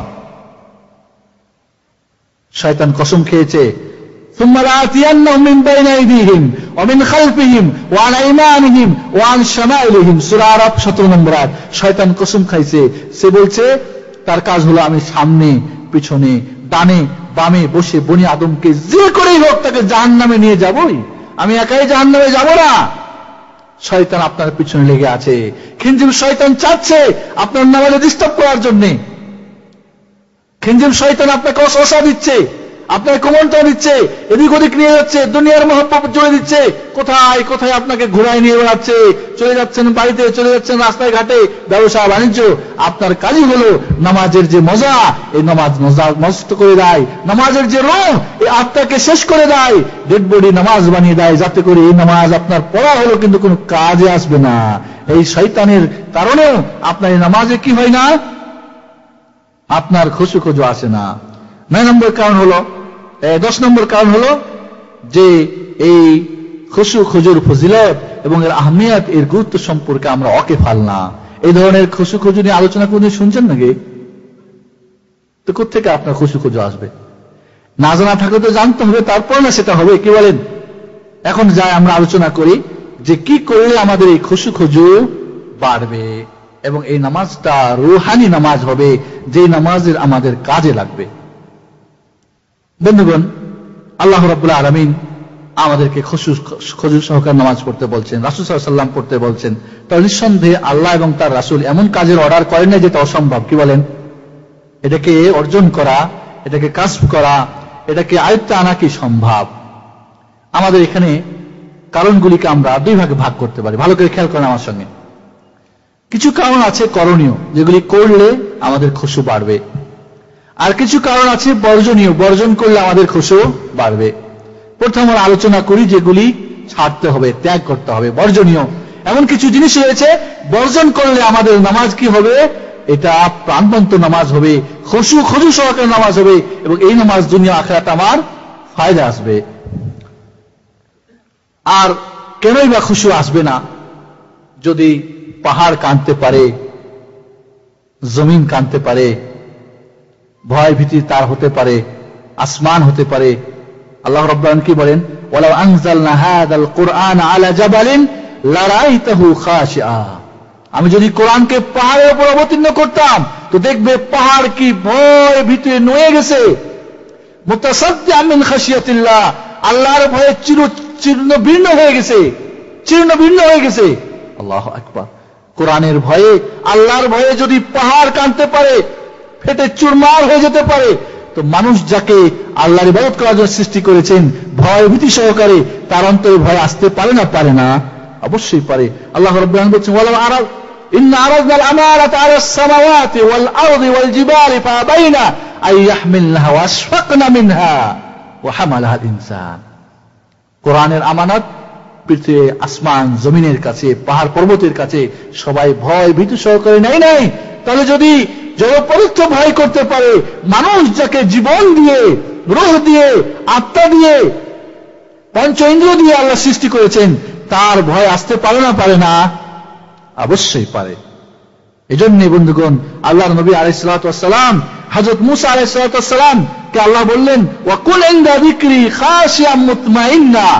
আল্লাহ রাব্বুল আলামিন হযরত মূসাকে বলেন, যখন তুমি আমার স্মরণ করবে, জিকির করবে, ভয় ভীতি সহকারে এবং স্থির হয়ে তুমি আমার জিকির করবে। তা আল্লাহকে এমন কাজে অর্ডার করলেন যেটা অসম্ভব? নিঃসন্দেহে না। আল্লাহর নবী যখন নামাজ পড়তেন, আবু দাউদ নাসাই শরীফের হাদিস, ওয়া কানা নবী সাল্লাল্লাহু আলাইহি ওয়াসাল্লাম ইউসাল্লি ওয়া ফি সাদরি আজিজ কাজিজির রাহা মিনাল বুকা। জাতা দেখছেন? জাতা, গ্রামগঞ্জে মা বোনরা জাতা দিয়ে আটা পিষে না, আটা যখন জাতা ঘুরায় শব্দ হয় না একটা? আল্লাহর নবী আলাইহিস সালাতু ওয়াস সালাম যখন নামাজ পড়তেন তখন ওই ধরনের শব্দ আসতো ভিতর থেকে। অন্য বর্ণায় আছে, যদি পাতিলের মধ্যে পানি দিয়ে জাল দেন, গ্যাসের চুলা জ্বালায় দেন, টকবক টকবক করে ফুটে না? আল্লাহর নবী আলাইহিস সালাতু ওয়াস সালাম যখন নামাজ পড়তেন তখন ওইভাবে অন্তর ফেটে কান্না আসতো, চোখ দিয়ে পানি বইতো এবং ওরকম টকবক শব্দ হতো। সুবহানাল্লাহ, সুবহানাল্লাহিল আযীম। কি ছিল সেই নামাজ? এজন্য বন্ধুগণ, নিঃসন্দেহে এটা সম্ভব। তাহলে মনে রাখতে হবে যে সমস্ত কারণগুলি করণীয় যদি করি, যেগুলি বর্জনীয় বর্জন করি, তাহলে নিঃসন্দেহে আমাদের খুশু আসবে এবং বাড়ানো সম্ভব। আসুন তাহলে এ সম্পর্কে আপনাদের কাছে বিস্তারিত আলোচনা করি। প্রথমে হলো যেইগুলি ত্যাগ করতে হবে, বর্জন করতে হবে। যে সমস্ত কারণগুলি বর্জন করলে আপনার নামাজে রূহ ফিরে আসবে, সেই নামাজ আপনার কাজে আসবে দুই প্রকার। একটা নামাজের আগে, একটা নামাজের ভিতরে। একটা নামাজের বাইরে ত্যাগ করতে হবে, কি নামাজের আগেই ত্যাগ করতে হবে। আর একটা কি নামাজ শুরু করে নামাজের মধ্যে এগুলি ত্যাগ করতে হবে। আসুন প্রথমগুলি হলো, তাহলে ভালো করে বুঝেন, কিন্তু জাল লাগায়েন না। আবার বলি, কিছু কাজ রয়েছে করলে খুশু বাড়বে, আর কিছু কাজ আছে ছাড়লে, ত্যাগ করলে খুশু বাড়বে। আমরা এখন আলোচনা করতেছি কোনগুলি? যেগুলি ত্যাগ করতে হবে, বর্জন করতে হবে। এটা আবার দুই প্রকার। একটা হলো নামাজ শুরু করার আগেই করতে হবে, আর কিছু ছাড়তে হবে, আর কিছু হলো নামাজের মধ্যে সেগুলি ছাড়তে হবে। নামাজের আগেই আল্লাহ ইউসাল্লি ওয়া হুয়া হাকিন আও হাকিব, পেশাব পায়খানের চাপ নিয়ে নামাজ পড়া যাবে না। আপনার বাথরুম, টয়লেটের প্রয়োজন আছে, কাজায়ে হাজাত পূরণ করেন, পেশাব পায়খানা বা আপনার বায়ু চাপ দিচ্ছে, নামাজটা পড়েই একবারে, ঠান্ডার দিন উজু চলে যাবে, আবার উজু করতে হবে, কষ্ট না। আপনার যদি পেশাব পায়খানা চাপ থাকে তাহলে এটাকে দূর করে ফেলেন, তারপরে উজু করে নামাজ পড়তে যান। এই জন্য আল্লাহ নবী বলেন কি, ইযা আরাদা আহাদুকুম আন ইয়াযহাবাল খালা ওয়া কামাতিস সালাহ ফালইয়াবদা বিল খালা। কেউ যদি টয়লেটে যেতে চায় এবং এদিকে একামাত হয়ে যায়, আপনার প্রয়োজন, মোট কথা আপনার রেস্ট হাউসে যাওয়া প্রয়োজন, এদিকে একামাত হয়ে গেছে, কি করবেন? দৌড় দিবেন না। আল্লাহ নবী বলেন ফালিয়াবদা বিল খালা, তাহলে সে ওই রেস্ট হাউসে গিয়ে তার এই কি পেশাব পায়খানা যেন দূর করে নেয়। আবু দাউদ শরীফের হাদিস, সহিহ হাদিস। এবং আল্লাহ নবী বলেন লা সালাতা বিহাদ, আল্লাহ নবী বলেন লা সালাতা বিহাদরাতি তাআমিন ওয়ালা হুয়া ইউদাফিউল আখবাসান, মুসলিম শরীফের হাদিস 560 নম্বর হাদিস। আল্লাহ নবী বলেন যদি খাদ্য হাজির হয়ে যায়, ক্ষুধা থাকে, আগে খেয়ে নাও। পেটে ক্ষুধা, তাড়াহুড়া করে নামাজটা পড়ে আসি, খাওয়াটা তারপরে আস্তে সুস্তে খাওয়া হবে। সুবহানাল্লাহ। আল্লাহর বান্দা, তোমার খাওয়াটাই আস্তে সুস্তে হতে হবে, আর নামাজটাই তাড়াহুড়া। বরং উল্টো, পেটে ক্ষুধা আছে, আগে খাওয়া খেয়ে নাও, পেশাব পায়খানার চাপ আছে, আগে দূর করে নাও, তারপরে গিয়ে তুমি নামাজ পড়ো। এইভাবে আল্লাহ নবী নাহা রাসূলুল্লাহ সাল্লাল্লাহু আলাইহি ওয়াসাল্লাম ইউসাল্লি রাজুলু ওয়া আকিন, পেশাব পায়খানার চাপ নিয়ে নামাজ পড়তে আল্লাহ নবী নিষেধ করেছেন। বরং অন্য হাদিসে আছে পেশাব পায়খানার চাপ নিয়ে নামাজ পড়লে তার নামাজে আল্লাহ কবুল করবেন না। আপনার চাপ বাইরের, আর মসজিদের ভিতরে থেকে নামাজ হবে নাকি? কখনই না। এই জন্য বন্ধুগণ, পেশাব পায়খানার চাপ থাকলে বা বায়ুর চাপ থাকলে দূর করে নিয়ে তারপরে উজু করে নামাজ পড়তে হবে। 2 নম্বর, যদি খাদ্য হাজির হয়ে যায়, খানা হাজির হয়ে যায় আর পেটে ক্ষুধা থাকে, তাহলে আগে খাওয়া শেষ করেন। আল্লাহ নবী বলেন লা সালাতা বিহাদরাতি তাআম, খাদ্য হাজির হয়ে গেলে খাওয়া, আপনার নামাজ পড়া চলবে না, আগে খেয়ে নেন। অন্য হাদিসে আল্লাহর রাসূল বলেন ইযা কুররিবাল ইশা আশা ওয়া হাদারাতিস সালাহ ফাবদাউ বিহি ক্বাবলা আন তুসাল্লু সালাতাল মাগরিব ওয়া লা তুআজ্জিলু আন আশাইকুম ওয়া ফি রিওয়ায়া ইযা ওয়াদিআ আশা আহাদিকুম ওয়া উকিমাতিস সালাহ ফাবদাউ বিল আশা ওয়া লা ইয়াজালান্না আহাদ হাত্তা ইয়াফরুগা মিন, মুত্তাফাকুন আলাইহি। বুখারী মুসলিমের হাদিস। খাওয়া যদি হাজির হয়ে যায় তাহলে আগে খায় নেন, তারপরে আপনি নামাজে যান। ওদিকে যদি আপনার নামাজ শেষ হয়ে যায়, হতে দেন, অসুবিধা নেই, কিন্তু আপনি দৌড় দিয়ে আগে নামাজ পড়ে পরে খাবেন, খুব ধীর স্থিরে হবে না। আপনি ধীর স্থিরে খেয়ে তারপরে ধীর স্থিরে নামাজ পড়ুন। বুঝে আসছে? তাহলে খানার ক্ষুধা নিয়ে আপনি নামাজ কখনই পড়া চলবে না। এইভাবে 3 নম্বরে, যে সমস্ত জিনিস আপনাকে নামাজে কি করে মাশগুল করে দেয়, যে সমস্ত জিনিস আপনাকে কি করে নামাজ থেকে অন্যদিকে নিয়ে চলে যায়। জায়গা যদি হয়, মনে করেন মসজিদের খুব চাকচিক্য, জায় নামাজ, এমন আজকাল তো জায় নামাজ মাশাআল্লাহ, কাবা শরীফের ছবি, কি বলে বাইতুল মাকদাসের ছবি, অমুকের তমুকের কত রংচং, এ সমস্ত জায়েজ নাই। এই জন্য জায় নামাজ কেনার সময় ওই বাইতুল্লাহ আর কাবা এগুলি খোঁজ করবেন না, দেখবেন সাদা মাঠা এমন জায় নামাজই কিনবেন যে জায় নামাজে আপনার চোখ বারবার ওইদিকে দৃষ্টি নিক্ষেপ চলে যায়, বা সামনে ছবি ঝুলানো আছে, হ্যাঁ, এগুলি চলবে না। বা আপনার শরীরে ময়লা কাপড়, দুর্গন্ধ, হ্যাঁ, আপনার কাপড়ের মধ্যে রং, কি বলে ছবি, চাকমক, কি চিৎকাবরা, চকমক, এমন কাপড় নিয়ে নামাজ পড়া যাবে না। আল্লাহর নবী আলাইহিস সালাতু ওয়াস সালাম নিষেধ করেছেন। আমি সংক্ষেপ করি কারণ সময় হয়তো কুলাবে না। বন্ধুগণ, আল্লাহর নবী নামাজ পড়তেছিলেন একটা ওই দোড়া কাটা কাটা কাপড়ে, তো বারবার ওইদিকে আল্লাহ নবীর দৃষ্টি যাচ্ছিল। আল্লাহ নবী বললেন এটা ফেরত দাও। অন্য যেটার মধ্যে কি নাই, নরমাল কোন নাই, দাগ নাই, স্টেপ নাই, এমনটা নিয়ে আসো। শাগালাতনি আ'লামু হাদিহি, এর দাগগুলি আমাকে নামাজ থেকে কি করছে, বিরত করেছে, নামাজকে আমাকে মশগুল করেছে নামাজ থেকে। এইভাবে আল্লাহর নবী আলাইহিস সালাতু ওয়াস সালাম নামাজ পড়তেছিলেন। মা আয়েশা রাদিয়াল্লাহু তাআলা একটা কি ছিল, ওই কি বলি আমরা, আর দরজার মধ্যে কি দেয়, পর্দা। আল্লাহর নবীর নামাজে ডিস্টার্ব হচ্ছিল, আমি বলেন সরাও এটা। এভাবে আল্লাহর নবীর ওই যে মা আয়েশা রাদিয়াল্লাহু ঘরের মধ্যে তাকের মধ্যে ওটা একটা কাপড় দিয়ে ঢাকা ছিল, ওর মধ্যে কিছু ছবি ছিল। আল্লাহ নবী বলেন বাগা এটা সরাও এখান থেকে, আমার নামাজে বারবার কি করতেছে, সমস্যা করছে। আল্লাহর নবী কাবা ঘরের মধ্যে নামাজ পড়লেন, তো ওইখানে 2টা শিং ছিল, ওই ভেড়ার, কি বলে, দুম্বার। আল্লাহ নবী বলে এটাকে ঢেকে দাও, কারণ এটা বারবার কি নামাজে ডিস্টার্ব করে। তো বন্ধুগণ, কাপড়ে হোক, শরীরে হোক, গন্ধ হোক, এই জন্য ময়লা কাপড় নিয়ে গরম জায়গায় বা প্রচন্ড ঠান্ডা, অনেক সময় মা বোনদের এটা হয়, বারান্দার মধ্যেই মনে করেন কি নাই, এসি নাই বা ফ্যান নাই, ওই 5 মিনিটের ব্যাপার, পরিণীতা আতরা, ছেলে কাঁদতেছে বা পাক চলতেছে, তাড়াহুড়া শেষ করে দিই না। এটা আপনি আল্লাহর জন্য ইবাদত করতেছেন, এটা শুধু দায় সারা না, এটা আপনি এর মাধ্যমে দুনিয়া আখিরাতের কল্যাণের জন্য। এই জন্য বন্ধুগণ, তাহলে যখন আপনি কোন আপনাকে নামাজ থেকে অন্যদিকে আপনাকে দৃষ্টি কেড়ে নিবে না, গন্ধ নেই, আতর মেখে সুন্দর কাপড় পরে আপনি যখন নামাজ পড়বেন, ওই নামাজটাই খুশু আসবে না? আসবে না, অবশ্যই আসবে।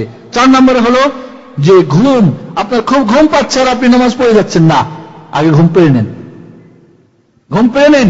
এই জন্য আল্লাহ রাসূল বলেন যে নাইস আহাদুকুম ওয়া ইসাল্লি ফালিয়ারকুদ হাত্তা ইয়াযহাবা আনহু আন-নাওম ফাইন্না আহাদাকুম ইযা সাল্লা ওয়া হুয়া নাইস লা ইয়াদরি লাআল্লাহু ইস্তাগফিরু ফায়াসুব্বু নাফসা। রাহুল বুখারী, বুখারী শরীফ হাদিস। আল্লাহ নবী বলেন কেউ যদি নামাজ পড়ার সময় তন্দ্রা আসে, ঘুম চেপে আসতেছে, তাহলে সেই জন্য শুয়ে যায়, নামাজ পড়ে কি ঘুম চলে গেলে তারপরে যে সে নামাজ পড়ে। কারণ অনেক সময় ঘুমের অবস্থায় দোয়া করতে আসে, দোয়া নিজের জন্য না করে বদ দোয়া করে ফেলছে। আল্লাহ যদি দোয়া কবুল করে তো আপনার তো ক্ষতির লাভের দ্বারাই ক্ষতি হবে না? হবে না। এই জন্য অন্য হাদিসে আল্লাহ নবী বলেন, অন্য হাদিসে এসে গেছে, তাহলে ফরজ নামাজও যদি, এটা তাহাজ্জুদের নামাজ, রাতের নামাজ, নফল নামাজ, এমনকি ফরজ নামাজও যদি এমন হয় যে সময়ের মধ্যেই পড়তে পারবেন, তাহলে ঘুমিয়ে যান, অ্যালার্ম দিয়ে দেন, বলে দেন, সময়ে উঠে তারপর নামাজ পড়েন। ঘুম নিয়েই নামাজ পড়তেছেন, এটা কখনোই কিনা আপনার এই নামাজে খুশু হবে। অনেক সময় মানুষ সেজদায় পড়েই আছে, খবর নাই। ওই তারাবির নামাজ পড়তে দেখেন নাই, সেজদায় আছেই বসে, বসে আছে, ঘুমায় গেছে, খবর নেই। তো এই নামাজ পড়ে কোনো ফায়দা হবে, খুশু হবে? কখনই হবে না। তো ঘুম নিয়ে নামাজ পড়া যাবে না। 5 নম্বরে হলো একজন গির করে আওয়াজ করতেছে, আপনি নামাজ পড়তেছেন তার পিছনে, তো কি আপনার খুশু হবে? বা একজন লোক ঘুমাচ্ছে, হাত পা নাড়াচ্ছে, আও করতেছে, নাক ডাকতেছে, বা তার শরীর এমন অঙ্গ প্রত্যঙ্গ হয়তো হচ্ছে যেটার দ্বারা আপনার নামাজের কি ডিস্টার্ব হচ্ছে, তাহলে কোনো গল্প করতেছে বা কেউ ঘুমিয়ে আছে, তাকে সামনে করে নামাজ পড়া চলবে না, এটা ত্যাগ করতে হবে। একা আগেই কেউ যদি ঘুমটা উঠাতে হবে ওখান থেকে, বা ওখান থেকে বাইরে হয়ে গিয়ে অন্য জায়গায় নামাজ পড়তে হবে। কেউ গল্প করছে, চুপ করো, নামাজ পড়বো আমি। পোলাপান কথা বলতেছে, বউ বাচ্চা কথা বলতেছে, আপনি ওখানে শুরু করে দিলেন, মাশাআল্লাহ, ওই নামাজে আপনার খুশু আসবে? কখনই আসবে না। এরপরে আসেন দ্বিতীয় প্রকার, যেটা নামাজের মধ্যে যেগুলি বর্জনীয় নামাজ অবস্থায়। 1 নম্বরে হলো যে নামাজ অবস্থায় আপনি নামাজ যখন পড়তেছেন, নামাজ শুরু করেছেন, এবার আপনি নামাজ শুরু করার পরে এদিকে আপনি ওই গুত্রা ঠিক করতেছেন, এদিকে পাঞ্জাবি নাড়তেছেন, এদিকে চুল কাটছেন, মোট কথা এমন কাজ যেগুলি, বা আপনার মনে করেন ওই হয়তো পায়ের নিচে একটা কি পাথর পড়ে গেছে, ওটাকে সরাচ্ছেন। তো মোট কথা যার মাধ্যমে নামাজে আপনার বিচ্যুতি ঘটে, খুশু খজুর, এই ধরনের কিছু সোজা করা, এটা আগেই ঠিকঠাক করে নিতে হবে, আপনাকে আগেই ঠিক করে নিতে হবে। মাথার উপরে কি বলে ওটাকে, একাল, নামাজ শুরু করে তারপর হাত থেকে নিয়ে দিল ফেলে সামনে দিকে টানতে আসে, নড়চড়া করতে আসে, এদিকে লুঙ্গি ঠিক করতে আসে, এটা ঠিক না বন্ধুগণ। এটার মাধ্যমে আপনার খুশু নষ্ট হয়ে যাবে। এটা আগেই এই নামাজের মধ্যে এগুলি করা চলবে না। এই জন্য আল্লাহ নবী বলেন চলবে না। এরপরে হলো যে এমন জোরে জোরে কেরাত করতেছেন আপনি, যে আপনার কেরাতের মাধ্যমে অন্যের ডিস্টার্ব হচ্ছে, এমন জোরে কেরাত করেও নামাজ পড়া যাবে না। নামাজ যখন পড়বেন, যদি একাকী নামাজ পড়েন, আপনার কান শুনবে, এতটুকু জোরে পড়বেন। আপনি যদি ইমাম হন, যদি জোরে কেরাত, তাহলে মুক্তাদিরা শুনতে পায়, সেজন্য পড়বেন। কিন্তু একাকী নামাজ চিল্লিয়ে চিল্লিয়ে পড়বেন, এটা কি হবে? আপনার নামাজের খুশি খজুর কি হবে? ডিস্টার্ব হবে। আল্লাহ নবী হবেন এটাকে নিষেধ করেছেন। 3 নম্বরে এদিক ওদিক দেখা, কেউ দেখতেছে ঘড়ি, কেউ দেখছে ডানে কে দাঁড়ালো, বামে কে দাঁড়ালো, সামনে কে আছে, এইভাবে ডানে বামে আগে পিছে কি করা, এইভাবে আপনার দৃষ্টি নিক্ষেপ করা কি জায়েজ না, আল্লাহ নবী নিষেধ করেছেন। কারণ আল্লাহ নবী বলেন লা ইয়াজালুল্লাহু আযজা ওয়া জাল মুকবিলান আলাল আবদি ওয়া হুয়া ফি সালাতি মা লাম ইয়ালতাফিত ফাইদা ইলতাফাতা ইনসারাফা আন। যখন আপনি একেবারে সিজদার জায়গায় দৃষ্টি রেখে নামাজ পড়বেন, আল্লাহ আপনার দিকে চেয়ে থাকে, আল্লাহ আপনাকে কি করে দেখতে থাকে। যখনই আপনি এদিক ওদিক চক্ষু কি করে নড়ান, তখনই আল্লাহ আপনাকে ছেড়ে তিনি চলে যান, আপনার আর খবর রাখেন না। তো যখন আপনি নামাজ পড়ছেন, আল্লাহ স্বয়ং আপনাকে হেফাজত করছে, খিঞ্জিব শয়তান আপনাকে ডিস্টার্ব করতে পারবে? কিন্তু আপনি এদিক ওদিক দেখবেন, তো কি ওখানে খুশু হবে? কখনই না। এভাবে আসমানের দিকে, উপরের দিকেও কি তাকানো যাবে না। আল্লাহ নবী বলেন ইযা কানা আহাদুকুম ফিস সালাহ ফালা ইয়ারফা বাসারহু ইলাস সামা। তোমরা যখন নামাজ থাকবে, তার চক্ষু যেন উপরের দিকে না দেখে। ডানে বামে যদি সামনে একটু পিছনে দেখে, তাহলে নামাজ নষ্ট হবে না মাকরুহ, কিন্তু উপরে দেখলে তার নামাজই বাতিল হয়ে যাবে। আল্লাহ নবী বলেন লা ইয়ানতাহিয়ান্না আন যালিক আও লা তুখতাফান্না আবসারুহুম। তোমরা আসমানের দিকে দেখা থেকে বিরত থাকো, না হলে আল্লাহ তোমাদের চক্ষু ছিনিয়ে নিবে, চক্ষু ছিঁড়ে বের করে নিবে। সুবহানাল্লাহ, বুখারী শরীফের হাদিস। এই জন্য বন্ধুগণ কখনোই উপরের দিকে দেখা যাবে না, দেখলে কি হবে আপনার নামাজে খুশু নষ্ট হবে।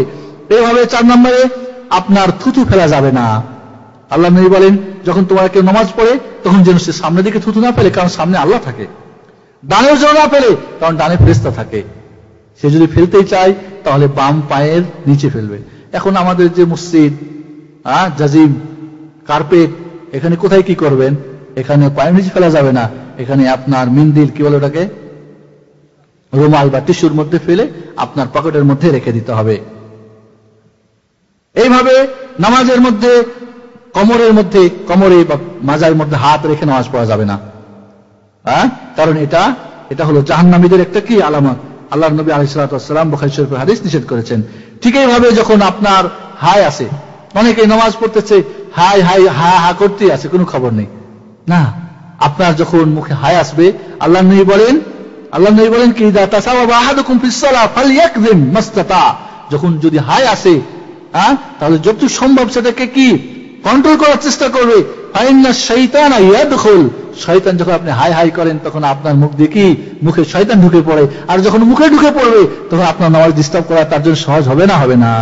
অন্য হাদিসে আছে সে হাসে, তখন শয়তান মুখের ভিতর ঢুকে হাসে, তো নামাজ তো কাজই হলো আপনার নামাজকে নষ্ট করে দেওয়া।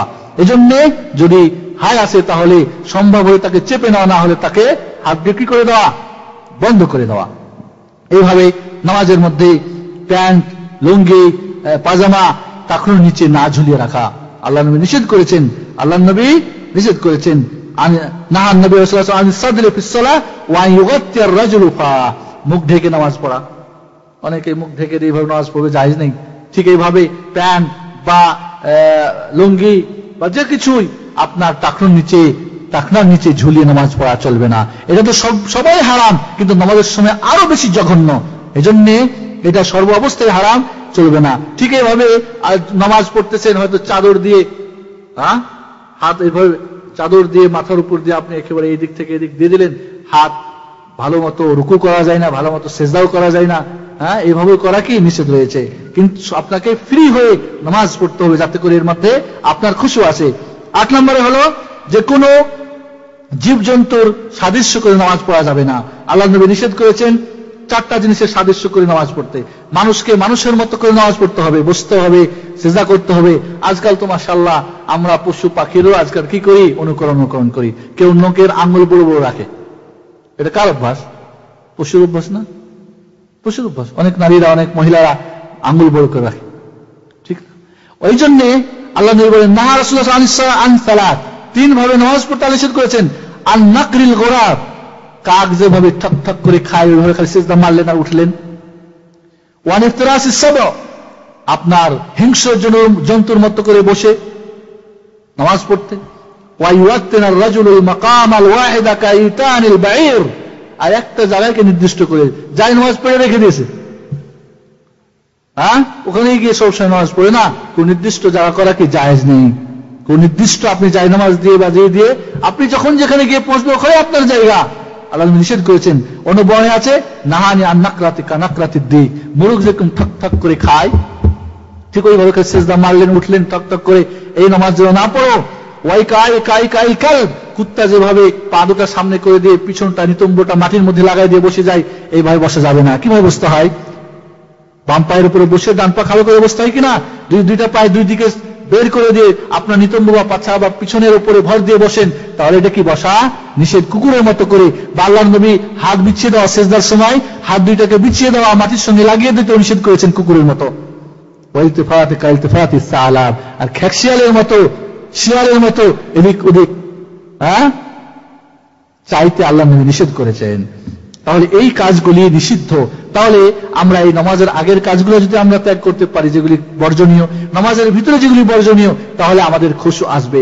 এবার আমরা বলবো খুব সংক্ষিপ্ত হবে, যে সমস্ত কাজগুলি করণীয়, আমাদের যে কাজগুলি করলে আমাদের কি হবে, খুশু বাড়বে।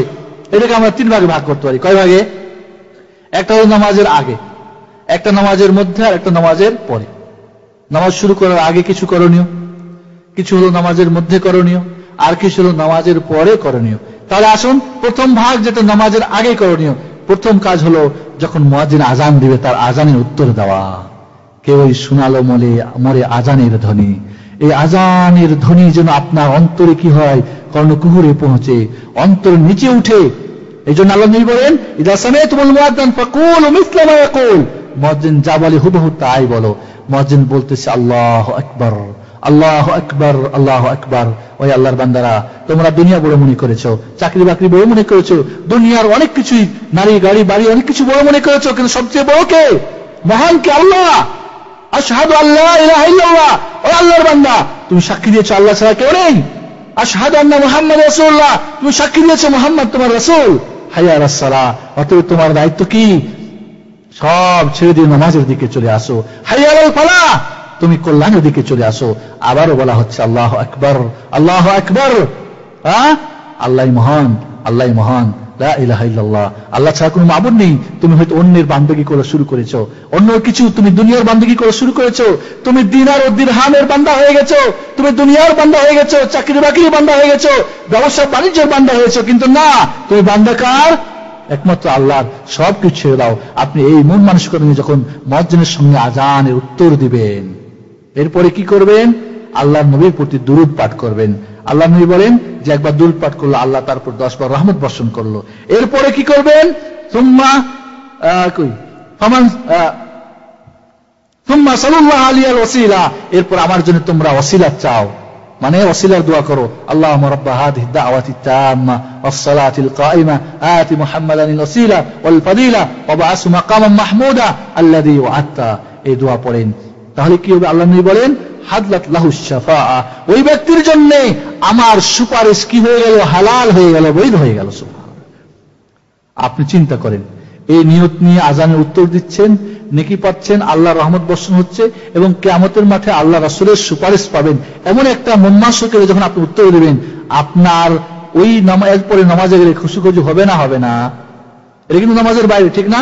এইভাবে আজান এবং ইকামতের মধ্যখানে দোয়া করা। কারণ আল্লাহ নবী বলেন 2 নাম্বার আদ-দুআ বাইনাল আযান ওয়াল ইকামা লা ইউরাদ, তিরমিজি এবং আবু দাউদ শরীফের সহিহ হাদিস। আল্লাহ নবী বলেন আযান এবং ইকামতের মধ্যে দোয়া কি হয় না? আল্লাহ ফেরত দেন না, কবুল করেন। আপনি দোয়া করেন যে আল্লাহ নিঃসন্দেহে আমি দোয়া করতেছি, দোয়া কবুল হচ্ছে। এই অবস্থাতে আপনি মসজিদ যাবেন। আপনি এরপরে কি করবেন? আপনি সুন্দর করে উযু করতে হবে। 3 নম্বরে উজুর শুরুতে বিসমিল্লাহ, উজুর পরে দোয়া। আপনি উজু করেন, ইয়া আইয়ুহাল্লাযিনা আমানু ইযা কুমতুম ইলাস সালাহ ফাগসিলু বুজুহাকুম ওয়া আইদিয়াকুম ইলাল মারাফিক ওয়ামসাহু রুউসাকুম ওয়ারজুলাকুম ইলাল কাবাইন। আপনি আপনার উজু শুরু করেছেন, উজুর সময় আপনি চিন্তা করেন এই উজুর যে অঙ্গটা ধুচ্ছেন, এই অঙ্গ দিয়ে আপনার পাপগুলি ধুয়ে ধুয়ে ঝরে ঝরে পড়ে যাচ্ছে। সুবহানাল্লাহ। আপনি এই উজুর ফজিলতের কথা মনে করেন। আল্লাহ নবী বলেন মান তাওয়াদ্দা ফাহসানা উযু ওয়া সাল্লা গুফিরা লাহু মা বাইনাহু ওয়া বাইনাস সালাতিল উখরা। মুসনাদ আহমদ ইবনে খুজাইমার হাদিস। আল্লাহ নবী বলেন যে সুন্দর করে উযু করে নামাজ পড়লো, ওই নামাজ এবং আরেক নামাজের মধ্যে যত গুনাহ সব আল্লাহ ক্ষমা করে দিলেন। এই উজুর ফজিলতের কথা চিন্তা করেন। আর আল্লাহ নবী বলেন মান তাওয়াদ্দা নাহবা উযুহি, এই উজুটা কার উজু হতে হবে? রাসূল সাল্লাল্লাহু আলাইহি ওয়াসাল্লামের উজু। উজুর মধ্যে যে কত বেদাত আমাদের হুজুররা বানায় রাখছে, ওই সমস্ত বেদাত মুক্ত রাসূলের উজু করতে হবে। আল্লাহ নবী বলেন মান তাওয়াদ্দা নাহবা উযুহি, যে ব্যক্তি আমি নবীর উজু মতো উজু করলো, ওয়া সাল্লা সুম্মা কামা ফারাকা রাকাতাইন লা ইউহাদ্দিসু ফীহিমা নাফসা গুফিরা লাহু মা তাকাদ্দামা মিন যামবি। এরপরে সে নামাজ পড়লো খুশু খুজুর সহকারে, দুনিয়ার কোনো আলোচনা অন্তরের মধ্যে করলো না, শুধুমাত্র আল্লাহকে হাজির নাজির জেনে নামাজ পড়লো, ওই ব্যক্তির পূর্বের সমস্ত গুনাহ আল্লাহ মাফ করে দেবে। আপনি এই উজুর ফজিলতের কথা চিন্তা করেন। শুধু তাই না, এই উজুর মাধ্যমে আপনার গুনাহগুলি ঝরে যাচ্ছে, আপনার পাপ মুক্ত হচ্ছে, নেকি বেড়ে যাচ্ছে। এরপরে আরো মনে রাখেন এই উজুর জায়গাগুলি কিয়ামতের মাঠে ঝলমাল ঝলমাল করে জ্বলবে। আল্লাহ নবীকে সাহাবায়ে জিজ্ঞেস করেন, ইয়া রাসূলুল্লাহ কিয়ামতের মাঠে সব নবীর উম্মত তো উঠবে, তা আপনার উম্মতকে আপনি কিভাবে চিহ্নিত করবেন? আল্লাহ নবী বলেন একটা ঘোড়ার পালে যদি একটা চক্রবকরা যদি চিৎকাবরা যদি ঘোড়া থাকে, চিনা যাবে না? যাবে না? কয় যাবে। কয় আমার উম্মতের যারা গুররান মুহাজ্জিরিন ইয়াউমাল কিয়ামাতিন আসারিল উজু, কিয়ামতের দিন আমার উম্মতের যারা উজু করেছে 5 ওয়াক্ত, এই উজুর জায়গাগুলি কিয়ামতের মাঠে কি করবে? ঝলকিবে। আর আমি এটাই দেখে আমার উম্মতকে আমি চিনতে পারবো, জানতে পারবো। সুবহানাল্লাহ। এই নিয়ত করে যে আমার এই জন্য হযরত আবু হুরায়রা রাদিয়াল্লাহু তাআলা এই পর্যন্ত হাত ধুইতেন, পা হাঁটু পর্যন্ত ধুইতেন, কারণ ঝলকিবে যেটা, এটা কম ঝলকিবে কে? আমরা কোনো মতে খালি কোনো মতে দৌড় দিয়ে না, খুব ধীরস্থির ভাবে সুন্দরভাবে রাসূলের রুজু করে এবং এই সওয়াবের কথাগুলি করে আপনার পাপগুলি ঝরে যাচ্ছে। চোখের পাপ, নাকের পাপ, মুখের পাপ, হাতের পাপ, মাথার পাপ, পায়ের পাপ সব ঝরে ঝরে পড়ে যাচ্ছে। এমন নিয়ত করে যখন একটা মানুষ উজু করবে, ওই লোকটা গিয়ে নামাজ পড়লে কেমন হবে নামাজটা? শুধু তাই না, ওই ব্যক্তি যখন উজুর পরে আপনি দোয়া পড়বেন, এরপরে দোয়া পড়বেন কি? উজু শেষ হয়ে গেলে দোয়া পড়বেন আশহাদু আল্লা ইলাহা ইল্লাল্লাহু ওয়াহদাহু লা শারীকা লাহু ওয়া আশহাদু আন্না মুহাম্মাদান আবদুহু ওয়া রাসূলুহু আল্লাহুম্মা জাআলনি, এটা অন্য বড় নাই, আল্লাহুম্মা জাআলনি মিনাত তাওয়াবিন ওয়া জাআলনি মিনাল মুতাত্তাহিরিন। আল্লাহ নবী বলেন মুসলিম শরীফের হাদিস, ইল্লা ফুতিহাত লাহু আবওয়াবিল জান্নাতিস সামানিয়া ইয়াদখুলু মিন আইয়্যা শা। সুবহানাল্লাহ। উজুর পরে যে ব্যক্তি এই দোয়াটা পড়ল, কিয়ামতের মাঠে আল্লাহ রাব্বুল আলামিন জান্নাতের 8টি দরজা খুলে দিবেন, যেটা দিয়ে ইচ্ছা সেটা দিয়ে প্রবেশ করবে। সুবহানাল্লাহ, আল্লাহু আকবার, আল্লাহু আকবার, লা ইলাহা ইল্লাল্লাহ। এইভাবে যখন আপনি উজু করবেন, দোয়া পড়বেন, নিঃসন্দেহে এরপরে 4 নম্বরে হলো আপনাকে কি করতে হবে? মিসওয়াক করে তারপরে উজুর আগে মিসওয়াক করতে হবে। দুই রকম বর্ণনা আছে, লাউলা আনশাক্কা আলা উম্মতি লামারতুম বিসওয়াক কিন্তু মা কুল্লি ওযু ওয়া ফি রিওয়ায়াতিন ইনদা কুল্লি সালাহ। বুখারী মুসলিমের হাদিস, আল্লাহ নবী বলেন যদি উম্মতের উপর ভারী আমল করতাম, ওয়াজিব করতাম মিসওয়াক করা প্রত্যেক নামাজের সময়। কোন কোন বর্ণনা আছে প্রত্যেক উজুর সময়, কোন কোন বর্ণনা আছে নামাজের সময়। এজন্য অনেকেই দেখেন নামাজের সময় কি করে, মিসওয়াক একটু বলাই নাই, এটা যায় আছে, কারণ অন্য কোন কোন বর্ণনাতে নামাজের কথা আছে, কোন কোন বর্ণনাতে উজুর কথা আছে, দুইটাই করা সুন্নাত। এরপরে 5 নম্বরে হলো সুন্দর পোশাক পরে, আতর মেখে, হ্যাঁ, শ্বশুর বাড়ি যখন যান তখন মাশাআল্লাহ সবচেয়ে ভালো কাপড়টা। মসজিদে কোনো মতে খালি গিয়ে লুঙ্গি পরে, গেঞ্জি পরে, ঘুমের কাপড় পরে, ময়লা দুর্গন্ধ, চলো ওখানে না। আল্লাহ রাব্বুল আলামিন বলেন, ইয়া বনি আদম খুযু যিনাতাকুম ইনদা কুল্লি মসজিদ, সূরা আরাফ 31 নম্বর আয়াত। হে বনি আদম, যখন তুই মসজিদে নামাজ পড়তে যাবে তখন সৌন্দর্য হয়ে সবচেয়ে সুন্দর কাপড় পরে, আতর মেখে, সুগন্ধি মেখে খোশ মেজাজে গিয়ে হাজির হবে। নিঃসন্দেহে একজন মানুষ যদি ভাই সুন্দর কাপড় পরে, আতর মেখে, উজু করে সুন্দর কি নামাজ পড়ে, আরেকজন মানুষ ওই ঘুমের কাপড় বা ওই কাজের কাপড়, দুর্গন্ধ, ময়লা, ওই লোকটা আর এই লোকটা দুইজনের নামাজকে এক হওয়া সম্ভব কখনোই না। আপনার নামাজের মধ্যে খুশি অবশ্যই হবে এমন ভাই যদি আপনি কি করেন, নামাজ পড়েন। এরপরে হলো ভাই 6 নম্বরে হলো আপনার আওরাত, যেটা শরীর ভালো করে ঢেকে নিন। হ্যাঁ, পুরুষের আওরাত হলো নাভি থেকে হাঁটু পর্যন্ত এবং 2 কাঁধ, এটা ঢাকলে তার নামাজ হবে। আর মহিলাদের 2 হাত থেকে 2 কবজি এবং মুখ ছাড়া আর পায়ের উপরটা বাদ দিয়ে বাকি সমস্ত ঢেকে তাকে নামাজ পড়তে হবে। যদি কি বলে আপনার পরপুরুষ থাকে, বাজনাবী পুরুষ থাকে, তাহলে তার সামনে মুখ ঢেকে নিতে হবে, হাতও ঢেকে নিতে হবে, পাও ঢেকে নিয়ে নামাজ পড়তে হবে। এই জন্যে ভালো করে ওড়নাটা বেঁধে নিন, বোরকাটা ভালো করে। আজকাল তো মাশাআল্লাহ বোরকার যত রংচং তো মুসিবত। বোরকা খোলা আজকাল সৌদি আরবের বাজারে ফ্রান্সি বোরকা, আমেরিকি বোরকা, লা হাওলা ওয়ালা কুওয়াতা ইল্লা বিল্লাহ। বারবার ওড়না খুলে যাচ্ছে, বারবার গুত্রা উল্টে যাচ্ছে, না পাগড়ি খুলে যাচ্ছে, কাপড়টা ভালো করে একটা গামছা পরে নিয়েছেন, ফ্যানের বাতাসে উড়ে যাচ্ছে, বারবার ওইটাই ধরতে ব্যস্ত, কোন নামাজ পড়বেন আপনি? হ্যাঁ, এই জন্য ভালো করে সূত্র আওরাত আপনার ভালো করে ঢেকে নিতে হবে, যাতে করে নামাজের মধ্যে কোনো ডিস্টার্ব না হয়। এবং নামাজের মধ্যে কি বলে আপনার নামাজে উজু করার পরে নামাজ শুরু করার আগে আপনার আঙ্গুল ফুটানো কি মাকরুহ, আঙ্গুল না ফুটানো। এভাবে সবচেয়ে ভালো যদি আপনি ওই আজান মসজিদে বসে বসে উত্তর দিতে পারেন, অর্থাৎ আপনি নামাজের আগেই গিয়ে মসজিদে হাজির। এই জন্য কিয়ামতের মাঠে 7 শ্রেণীর মানুষ আল্লাহর আরশের নিচে ছায়া পাবেন, তার মধ্যে রাজুলুন কলবুহু মুআল্লাকুন বিল মাসাজিদ, ওই ব্যক্তি আল্লাহর আরশের নিচে ছায়া পাবেন যার অন্তরটা মসজিদের সঙ্গে ঝুলা। কখন? ইকামতের সময় গিয়ে হাজির হয় না, আগে হাজির হয়। সাঈদ ইবনে মুসাইয়্যিব রাদিয়াল্লাহু তাআলা আনহু মুমূর্ষু অবস্থায় তার জীবন যায়, এই মুহূর্তে ছেলে মেয়েরা কাঁদতেছে, চিন্তা করতেছে বাবা মরে যাবে, জান্নাত না জাহান্নাম কি হবে। সাঈদ ইবনে মুসাইয়্যিব সন্তানদেরকে ডেকে বলছেন, বাবা তোমরা আমার জন্য কাঁদো না, আমি আল্লাহর কাছে ভালো ধারণা রাখি আল্লাহর ব্যাপারে। আমি 40 বছর ধরে এমন কোনদিন চাই নাই যে আজানের উত্তর আমি মসজিদে বসে না দিয়েছি। সুবহানাল্লাহ, 40 বছরের 5 ওয়াক্ত নামাজেই মসজিদের ভিতর থেকে আজানের উত্তর দিয়েছেন সাঈদ ইবনে মুসাইয়্যিব রাদিয়াল্লাহু তাআলা আনহু। আর আমরা আজান হলে উত্তরই আমরা জানি না, চিল্লাচ্ছে, আজান হচ্ছে, ভলিউম চলতেছে, টেলিভিশন চলছে, রেডিও, এটা ওটা, গান বাজনা, আমোদ ভর্তি কথাবার্তা চলতেছে, নাউজুবিল্লাহ, আল্লাহর আওয়াজ হচ্ছে, আল্লাহর কথা ডাক হচ্ছে, আর আপনি কোনো খবরই নেই। এজন্য কি করতে হবে আপনাকে? আগে ভাগে গিয়ে মসজিদে যদি আপনি গিয়ে 2 রাকাত তাহিয়াতুল মসজিদ পড়ে, একটু কোরআন তেলাওয়াত করে, একটু আপনি দোয়া খায়ের করে, এরপরে আজান উত্তর দিয়ে এরপরে নামাজ শুরু করেন, নামাজে খুশু হবে না? হবে না? ইনশাআল্লাহ হবে, অবশ্যই হবে। এরপরে হলো 8 নম্বরে হলো আপনার নামাজে দাঁড়ানোর আগে লাইন সোজা করে নেওয়া, কাঁধে কাঁধ পায়ে পা লাগিয়ে নেওয়া। আল্লাহ নবী বলেন যে তোমাদের 2 জনের পায়ের মধ্যে ফাঁকার মধ্যে দিয়ে শয়তান যাতায়াত করে, ছাগলের বাচ্চা যেরকম যাতায়াত করে। আমরা তো একজন এখানে একজন ওখানে, একজন 1 হাত আগে একজন 1 হাত পিছনে, এটা কিন্তু ঠিক না। আল্লাহ নবী বলেন তোমরা কি ওইভাবে লাইনবদ্ধ হবে না যেমন ফেরেশতারা আল্লাহর সামনে লাইনবদ্ধ হয়? সাহাবা کرام বলেন কিভাবে? কয় তারা কাঁধে কাঁধ পায়ে পা, তারা একে অপরের সীসা ঢালা প্রাচীর মতো হয়ে দাঁড়ায়। হযরত আনাস রাদিয়াল্লাহু বলেন আমরা সাহাবায়ে کرام আমাদের কাঁধে কাঁধ পায়ে পা মিলিয়ে দাঁড়াতাম। আল্লাহ নবী বলেন শয়তান যাতায়াত করে, আর আমরা বলি যে ওইটা করা বলে যাবে না, ওইটা বলে আমাকে মাঝহাবে নাই, ওইটা বলে আমাকে হুজুররা কয় না, ওইটা বলে কঠিন। না, নামাজ যখন দাঁড়াবেন লাইন যেরকম সোজা হতে হবে, আর সোজা হওয়া তখনই হবে যখন কাঁধে কাঁধ পায়ে পা মিলিয়ে আপনি দাঁড়াবেন। এই জন্য যখনই আপনি কাঁধে কাঁধ দাঁড়াবেন না, পায়ে পা লাগাবেন না, শয়তান মধ্যখানে যাতায়াত করবে, তখন আপনার শয়তানের দিকে থাকবেন না, আপনার নামাজে আপনি থাকবেন। শয়তানকে তো আপনি ব্যবস্থা করে দিলেন আপনার ভিতরে ঢোকার, তো আপনি কোথা থেকে শয়তানকে দূরে সরাবেন? এরপরে 9 নম্বরে হলো এই খুশু সম্পর্কে আপনাকে অভিহিত হওয়া। এই খুশু যে গুরুত্ব, এর ফজিলত, এটা যে খুব গুরুত্বপূর্ণ, এটা ছাড়া যে নামাজের ফায়দা নেই, এই সম্পর্কে আপনার জানা, এই সম্পর্কে আপনার অভিহিত হওয়া। কারণ আপনার নামাজ, আল্লাহ নবী বলেন কেউ তো নামাজের কত পায়? 10 ভাগের 1 ভাগ পায়, কেউ 9 ভাগের 1 ভাগ, কেউ 8 ভাগের 1 ভাগ, কেউ 7 ভাগের 1 ভাগ, কেউ 6 ভাগের 1 ভাগ, কেউ 5 ভাগের 1 ভাগ, কেউ 4 ভাগের 1 ভাগ, কেউ 3 ভাগের 1 ভাগ, কেউ 2 ভাগের 1 ভাগ। এর মানে আপনার খুশু যত পরিপূর্ণ হবে তত আপনি ফুল নাম্বার পাবেন। একটা নামাজের নাম্বার কত? 10। হ্যাঁ, যদি আপনার নামাজের নাম্বার হয় কত? 10 ভাগের 1 ভাগ, তো এই নামাজ কোন কাজে আসবে? পরীক্ষায় ফেল করবেন না পাস করবেন?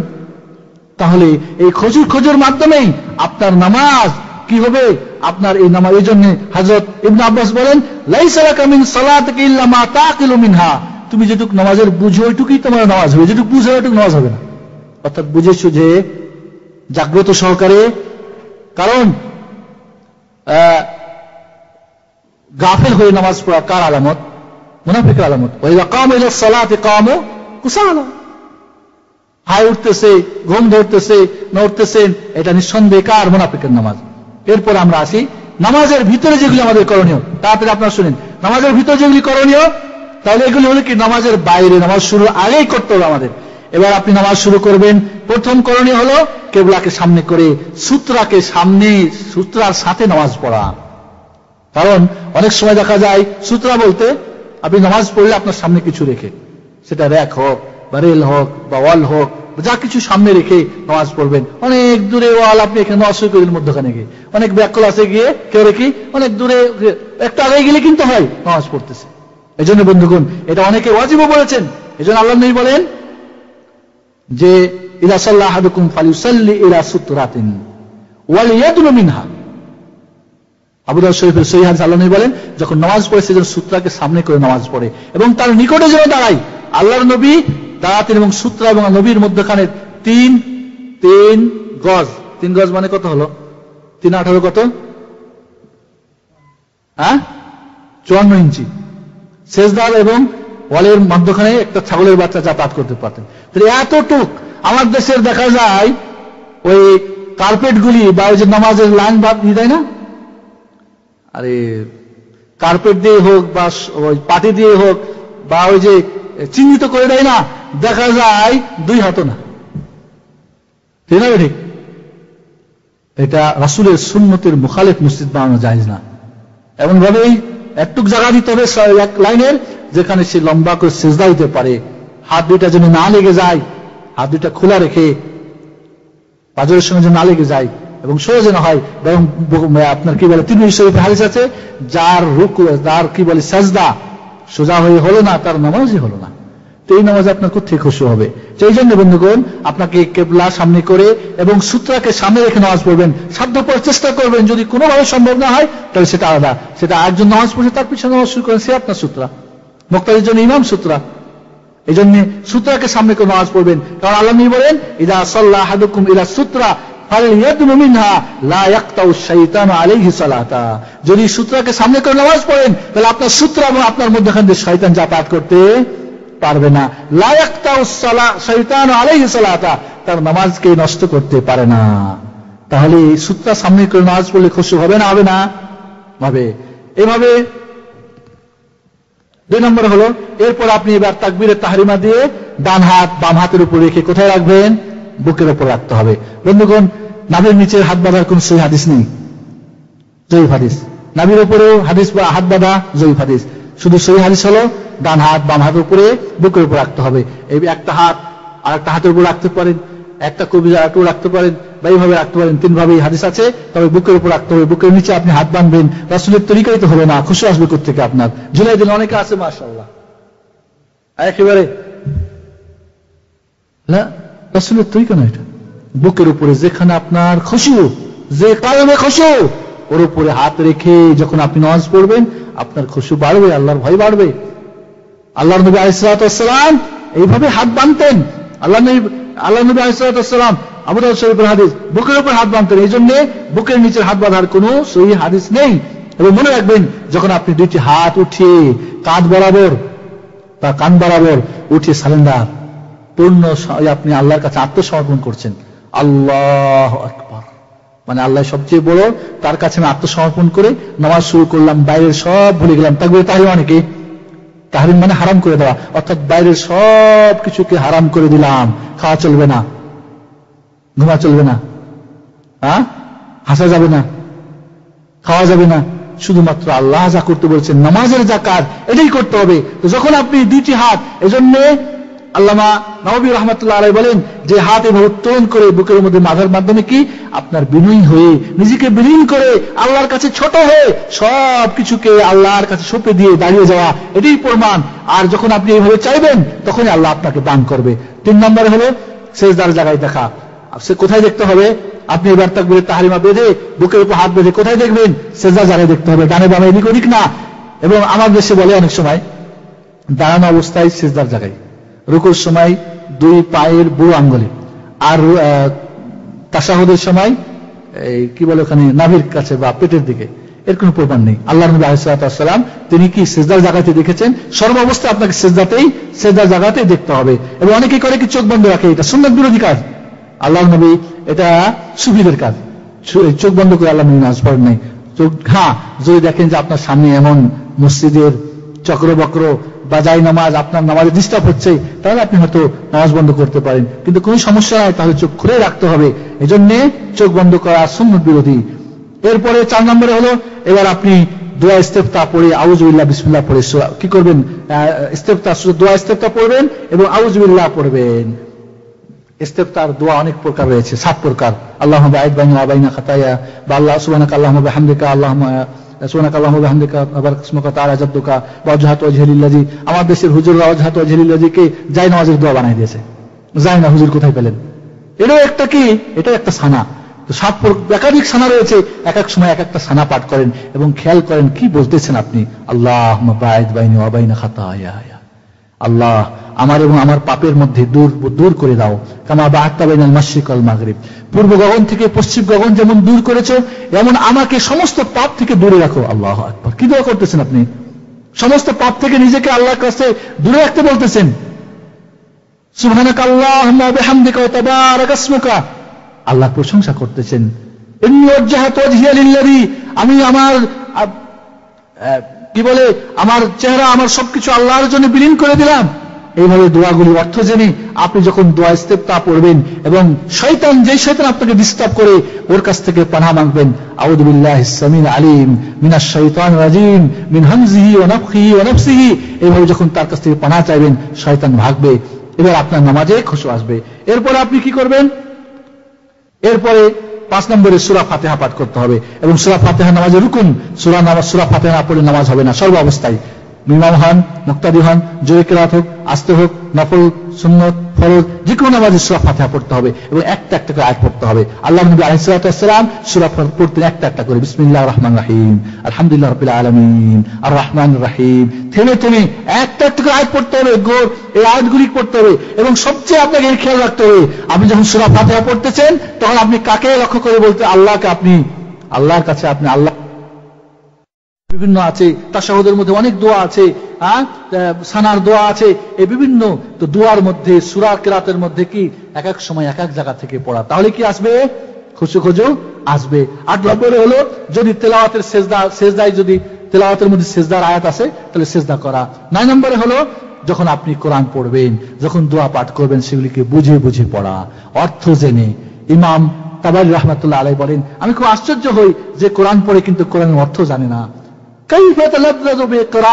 কিভাবে সে কোরআনের মজা লাভ করতে পারে? আল্লাহু আকবার।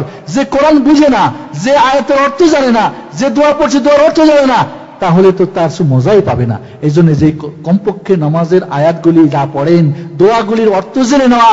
মাশাআল্লাহ এখন বই অনুবাদ হয়েছে, সব দোয়ার অনুবাদ হয়েছে। দোয়াগুলি কি বলতেছে আপনি আল্লাহকে জেনে। এই জন্য ইবনে আব্বাস কি বললেন, তুমি যেটুকু বুঝবে ওইটুকুই তো তোমার নামাজ, আর যেটুকু বুঝলে তো সেটুকু তোমার নামাজই না।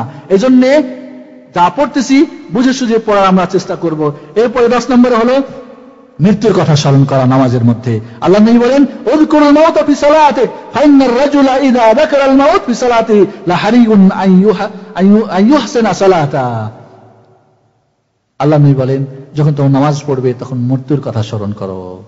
মৃত্যু অবধারিত, মরতেই হবে আমাকে, হতে পারে নামাজ পড়তে পড়তেই, বাড়ি যেতে যেতেই। তো মৃত্যুর কথা যখন নামাজের মধ্যে স্মরণ করবেন, আল্লাহ নবী বলেন তার নামাজ সুন্দর হবে, তার নামাজে খুশি হবে। ওয়াসাল্লি সালাতা রাজুলিন লা ইয়াদুন্না আন ইউসাল্লি গায়রাহা, এমন ভাবে নামাজ পড়ো যেন মানুষ মনে করে বুঝি আর এর চাইতে আর বুঝি নামাজ পড়ে নাই, এটাই বুঝি নামাজ, শেষ নামাজ, আর কোনো নামাজ নাই। এমন সুন্দর করে নামাজ পড়ো।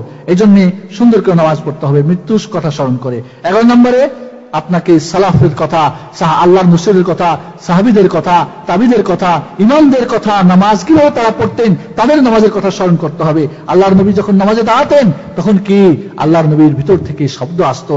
সাহাবায়ে কেরাম যখন নামাজে দাঁড়াতেন তখন তারা ডানে বামে কোথাও দেখতেন না, ভয় ভীতি সহকারে নামাজ পড়তেন।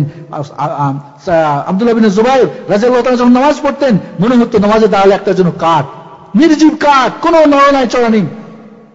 এমন কেউ কেউ বলছেন যে নামাজ পড়লে পাখির মাথায় সে পৌঁছে যেত, বুঝতেই পারতো না। সুবহানাল্লাহ। এইভাবে সাহাবায়ে কেরাম আব্দুল্লাহ ইবনে জুবাইর নামাজ পড়তেছিলেন, এমন ভাবে নামাজ যে তার শরীর থেকে কিছু কাপড় নিয়ে নেওয়া হয়েছে, তারপরেও বুঝতে পারে না তার নামাজ। এভাবে মাসলামা বিন বাশশার তিনি নামাজ পড়তেছিলেন মসজিদে, মসজিদ ভেঙে পড়ে গেছে, লোকজন ভেঙে গেছে, তার খবরই নাই। আল্লাহু আকবার, আল্লাহু আকবার। সাহাবায়ে কেরামের ওই যুদ্ধ করতে গিয়ে তীর বিদ্ধ হলে তীর খুলবে কখন, এর সময় কখন, তখন তার এত উন্নত মানের অপারেশন ছিল না। ঠিক আছে, যখন নামাজে দাঁড়াবে তখন এই তীর বের করো। আল্লাহু আকবার।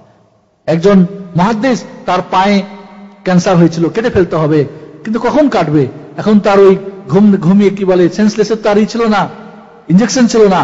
তো নির্ধারণ করা হলো যে যখন নামাজে দাঁড়াবে, ঠিক নামাজ যখন দাঁড়ায় তখন তার দুনিয়ার খবর আর থাকে না। তো এইভাবে বন্ধুগণ, সালাফরা যখন নামাজ পড়তেন, কেউ সাহাবী ছিলেন নামাজ পড়লে নামাজ থেকে বের হলে তার ফ্যাকাশে হয়ে যেত, কেউ হলুদ বর্ণের হয়ে যেত, কেউ নামাজ পড়ার পরে নামাজ পড়লে তারা ডানে বামে কে থাকতো জানতে পারতো না। তারা নামাজ পড়লে নামাজ শেষে তাদের চেহারা বিপন্ন হয়ে যেত।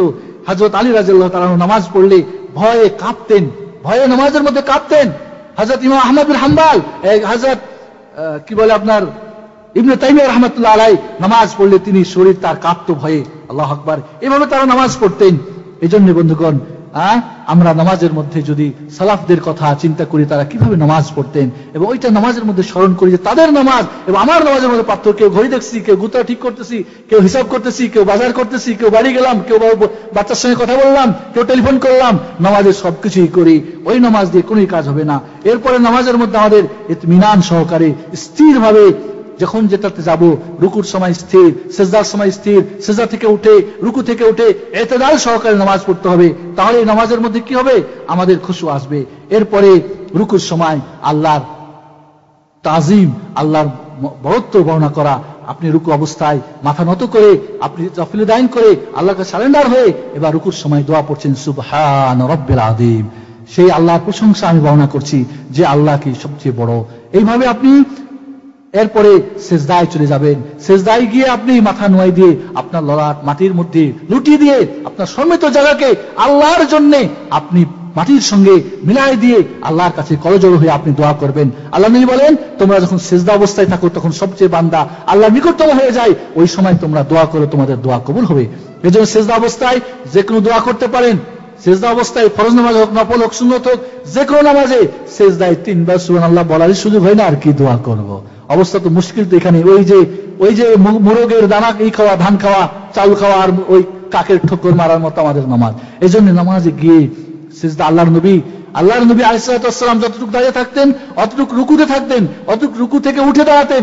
সাহাবারা মনে করতেন ভুলেই গেছি সেজদায় যাওয়ায়, সেজদায় গিয়ে অতটুকু থাকতেন, বসে 2 সেজদার মধ্যে অতটুকু বসতেন, আবার সেজদা করতেন। আল্লাহু আকবার। সারা রাত্রি দাঁড়িয়ে দাঁড়িয়ে নামাজ পড়তেন, পা ভুলে যেত।